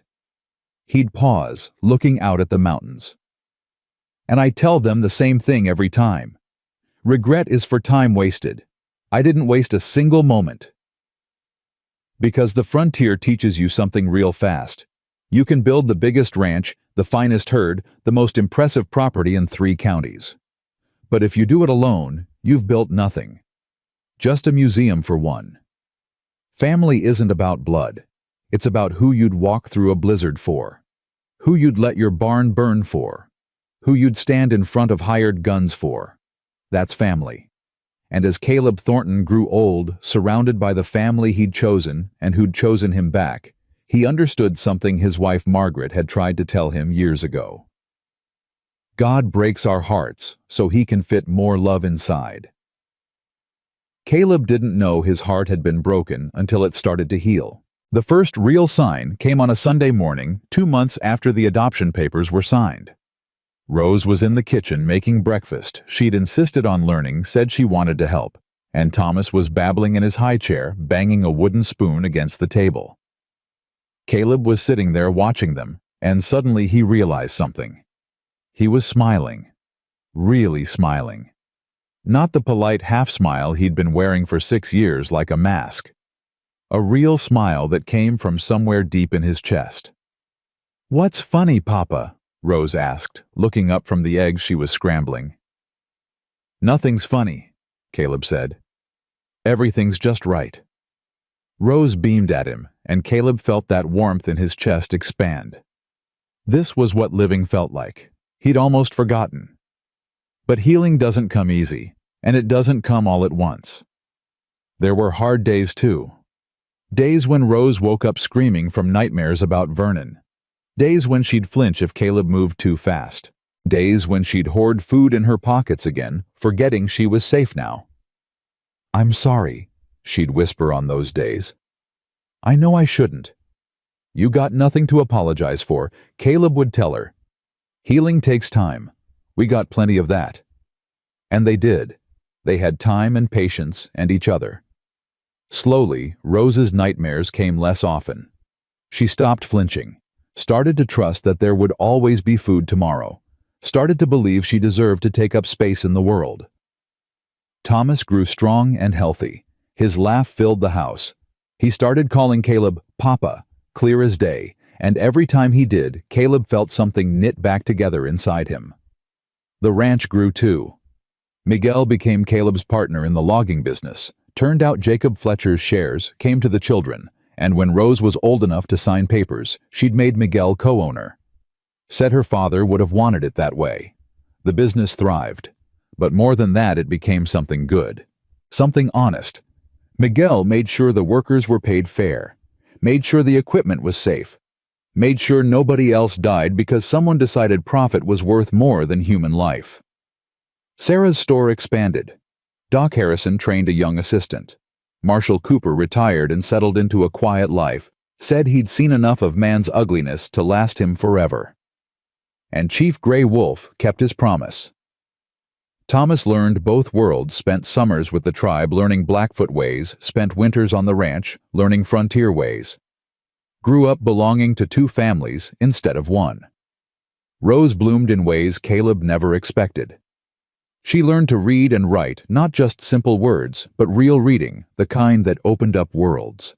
She'd sit by the fire at night with books borrowed from the traveling library, devouring stories about places she'd never seen.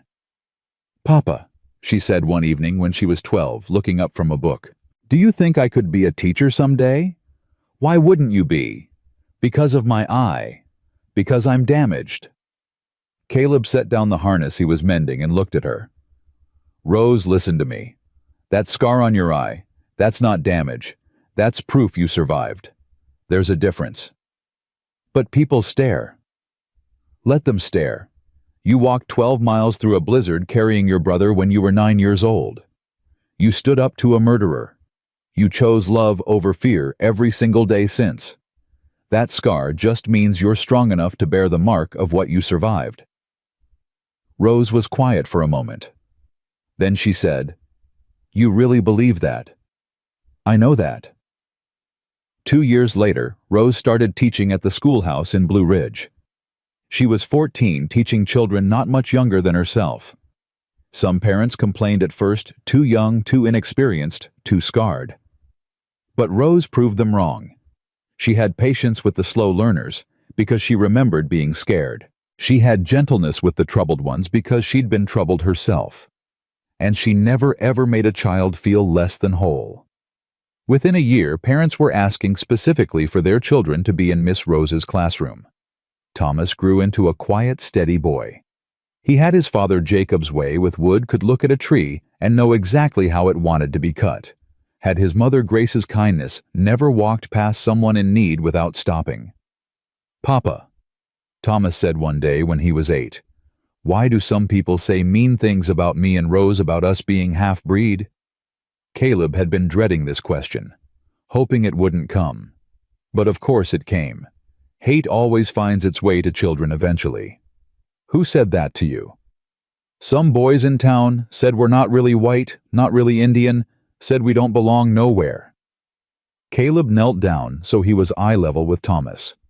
"You listen to me. Those boys are wrong. You belong everywhere. You got the best of both worlds in you, your mama's people and your papa's people. That doesn't make you half of anything. It makes you double." "But they said—" "I don't care what they said. I care what's true. And the truth is, you're Thomas Daniel Thornton. You're my son. You're Chief Gray Wolf's grandson. You're loved by 2 families, and you carry 2 proud traditions in your blood. Anybody who can't see how lucky that makes you is just small-minded and scared."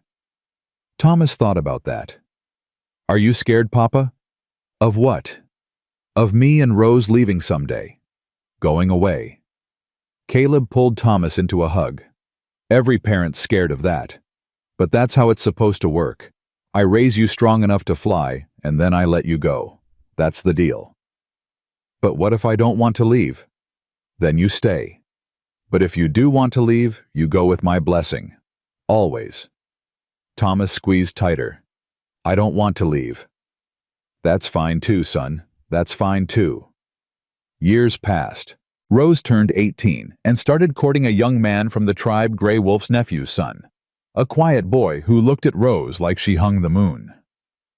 Caleb approved, though it hurt somewhere deep to think of Rose leaving. But that was parenthood, loving someone enough to let them build their own life.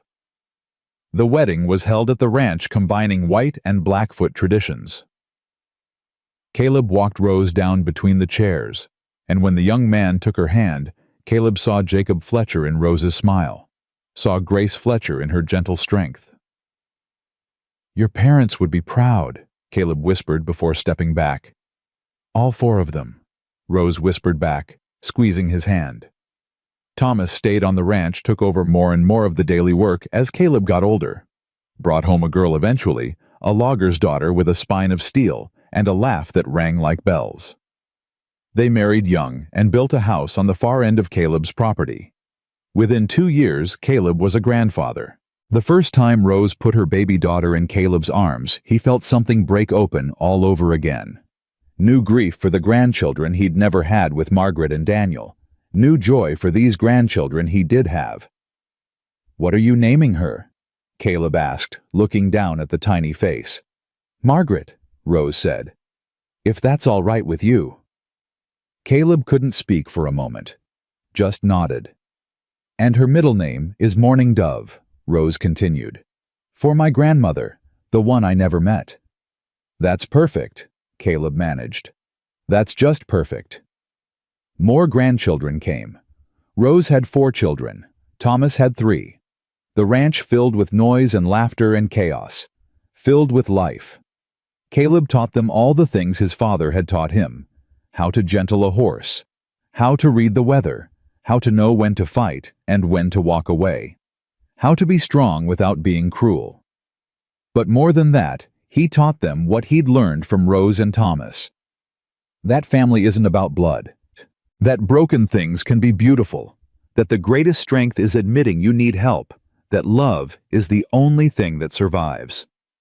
On Caleb's 70th birthday, the whole family gathered at the ranch. Rose and Thomas, their spouses, their children. Miguel and his family. Sarah and hers. Doc Harrison's apprentice, who'd taken over his practice. Chief Gray Wolf, ancient now, but still sharp-eyed. They had a feast that lasted all day. Food and music and stories. As the sun set, Rose stood up and tapped her glass. "I want to say something," she said, "about the man who saved us." "Rose, you don't have to," Caleb started, but she shook her head. "Yes, I do. Because people need to know." Rose looked around at all the faces gathered. "When I was 9 years old, I thought I was worthless. I thought my scarred eye made me damaged goods. I thought the best thing I could do was die so my brother could live. And then this man," she pointed at Caleb. "This stubborn, broken, grieving man looked at me and said no. Said I was worth saving. Said I was worth fighting for." Her voice cracked. "He fought a rich man. Fought the law. Fought hired guns. Let his barn burn. Risked everything. For a girl he didn't know and a baby that wasn't his. And he did it not because he was whole, but because he was broken.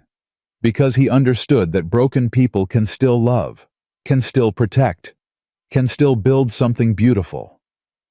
Rose walked over and knelt beside Caleb's chair. "You gave me a life, Papa. You gave Thomas a life. You gave all these grandchildren a life they wouldn't have had. And you did it by choosing love over hate, by choosing to build instead of destroy, by choosing to be brave when you were terrified." She took his hand. "I want everyone here to know that Caleb Thornton is the best man I've ever known. Not because he's perfect, but because he admits he's not." The whole crowd stood and applauded. Caleb sat there with tears running down his weathered face, overwhelmed. Thomas stood next. "I want to add something," he said. "I don't remember much from before Papa took us in. I was too young. But I remember the feeling. I remember being cold and scared, and knowing something was very wrong. And then I remember being warm and safe and loved." Thomas looked at Caleb. "That's what you gave us, Papa. Not just safety, love. The kind that doesn't ask for anything back. The kind that just gives and trusts that somehow it's enough." Chief Gray Wolf stood, then old and bent, but still commanding respect. "I have seen many men in my 73 winters," the chief said. "Strong men, brave men, rich men, wise men. But I have rarely seen a good man. Caleb Thornton is a good man, not because he never falls, but because he always gets back up, not because he never breaks, but because he lets his crack show light through. Grey Wolf raised his glass. To Caleb Thornton, who proved that the greatest strength is not in never needing help, but in asking for it. The greatest courage is not in never being afraid, but in acting despite fear. And the greatest love is not in never losing, but in risking loss again. To Papa, Rose said. To Papa, Thomas echoed. To Caleb. Everyone shouted and drank. That night, after everyone had gone home or gone to bed, Caleb sat on his porch. The same porch where he'd stood that night years ago, watching Vernon's men come with torches. The same porch where he'd made the decision to fight. Rose came out and sat beside him. She was 33 now, mother of 4, teacher to dozens. But in the moonlight, Caleb could still see the 9-year-old girl who'd walked through a blizzard. "What are you thinking about?" she asked. "Everything," Caleb said. "Nothing. How fast it all went. Do you have regrets?" Caleb thought about that. About the barn he'd lost, the quiet life he'd given up, the safety he'd sacrificed. "No," he said. "Not a single one." They sat in comfortable silence for a while. Then Rose said, "Papa, I need to tell you something. Something I never told you." "What's that?" "That night, in the blizzard. When I was walking to your ranch carrying Thomas. I almost gave up. About a mile from your property, I fell in the snow and I couldn't get up. I was so cold, so tired, and I thought, this is it. This is where we die." Caleb's chest tightened. "But then I heard something. A voice. And Papa, I know this sounds crazy, but it sounded like Mama. And she said, 'Get up, Rose, just a little farther. He's waiting.' And somehow I got up, kept walking. Found your barn." Rose looked at Caleb. "I've always wondered if I really heard her, or if it was just my mind playing tricks because I was dying. But now, after all these years, I think maybe Mama did speak to me. I think maybe she and your Margaret worked something out, sent us to each other because we all needed saving." Caleb felt tears on his cheeks again. "I think you're right," he said. "I think they knew we couldn't do it alone, so they gave us each other." Rose leaned her head on his shoulder. "Thank you, Papa, for everything. Thank you, daughter, for saving my life." "I didn't save your life. I was just a scared kid." "You saved my life," Caleb repeated firmly. "You reminded me what it means to be human, what it means to love, what it means to fight for something beyond yourself. Without you and Thomas, I'd have died alone in an empty house and nobody would have mourned. You gave me a life worth living, a family worth fighting for, a reason to wake up every morning." He squeezed her hand. "So yes, daughter, you saved me, just as much as I saved you." They sat there until the moon was high and the air turned cold. Finally, Rose stood. "Come inside, Papa. It's late." "In a minute. I want to sit a while longer." Rose kissed his forehead and went inside. Caleb stayed on the porch looking at the stars. He thought about Vernon Fletcher, dead now for 20 years. Thought about how close Vernon had come to winning. How close hate had come to destroying everything. But love had won instead. Not because it was stronger. Not because it was easier. But because Caleb and Rose and Thomas and everyone else had chosen it. Every day. Even when it was hard. Even when it was terrifying. Even when it seemed impossible. They'd chosen love, and love had chosen them back. Caleb Thornton died in his sleep at the age of 78. Surrounded by family. Surrounded by love. At his funeral, Rose stood to speak. She was 51 now, gray in her hair but still teaching, still strong. "My father once told me that family isn't about blood," she said. "It's about who you'd walk through a blizzard for. And I want everyone here to know that Caleb Thornton walked through blizzards for us every single day. Not literal ones, maybe, but the hard days, the scary days, the days when it would have been easier to give up. He walked through all of those carrying us on his shoulders. She looked at the coffin. People ask me sometimes how I survived what Vernon Fletcher did to us. How I grew up normal after everything. And the truth is, I didn't survive it alone. I survived it because one man decided I was worth saving. One man decided that his broken heart still had room for two broken children. One man decided that love was stronger than fear. Rose's voice strengthened. Caleb Thornton was not a perfect man. He was scared and grieving, and sometimes he didn't know what to do. But he showed up anyway. He loved us anyway. He fought for us anyway. And that's what made him perfect for us. She wiped her eyes. So Papa, wherever you are now, I hope you're with Margaret and Daniel. I hope you're telling them about us. About the grandchildren and great-grandchildren you got to know. About the family that grew from your broken heart. And I hope you know that you did it. You took two children who had nothing and you gave them everything. You took a broken family and you made it whole. Thomas stood next and said his piece. Then the grandchildren. Then friends from town and the tribe. Everyone had a story about Caleb. About his quiet kindness. His stubborn courage. His refusal to let the world make him bitter. They buried him next to Margaret and Daniel. Next to Jacob and Grace Fletcher. 5 graves in a row on the hilltop overlooking the ranch he'd built and rebuilt and built again. Rose and Thomas stood there after everyone left looking at the graves. He did good, Thomas said quietly. He did better than good, Rose replied. He showed us how to turn pain into purpose, how to turn loss into love, how to take a broken heart and use it to heal other broken hearts. Think he knew how much he meant to us. I told him every chance I got. I hope that was enough. They stood there in silence, wind rustling through the grass. Finally, Rose said, "Come on, we should get back. Lots of people at the house." "You go ahead. I want to stay a minute." Rose squeezed Thomas's shoulder and walked down the hill. Thomas knelt by Caleb's fresh grave and put his hand on the earth. "Thank you, Papa," he whispered, "for everything. For fighting for us, for loving us, for teaching us how to be strong and gentle at the same time, for showing us that broken things can still be beautiful." He stood, wiped his eyes, and walked back toward the ranch house full of family.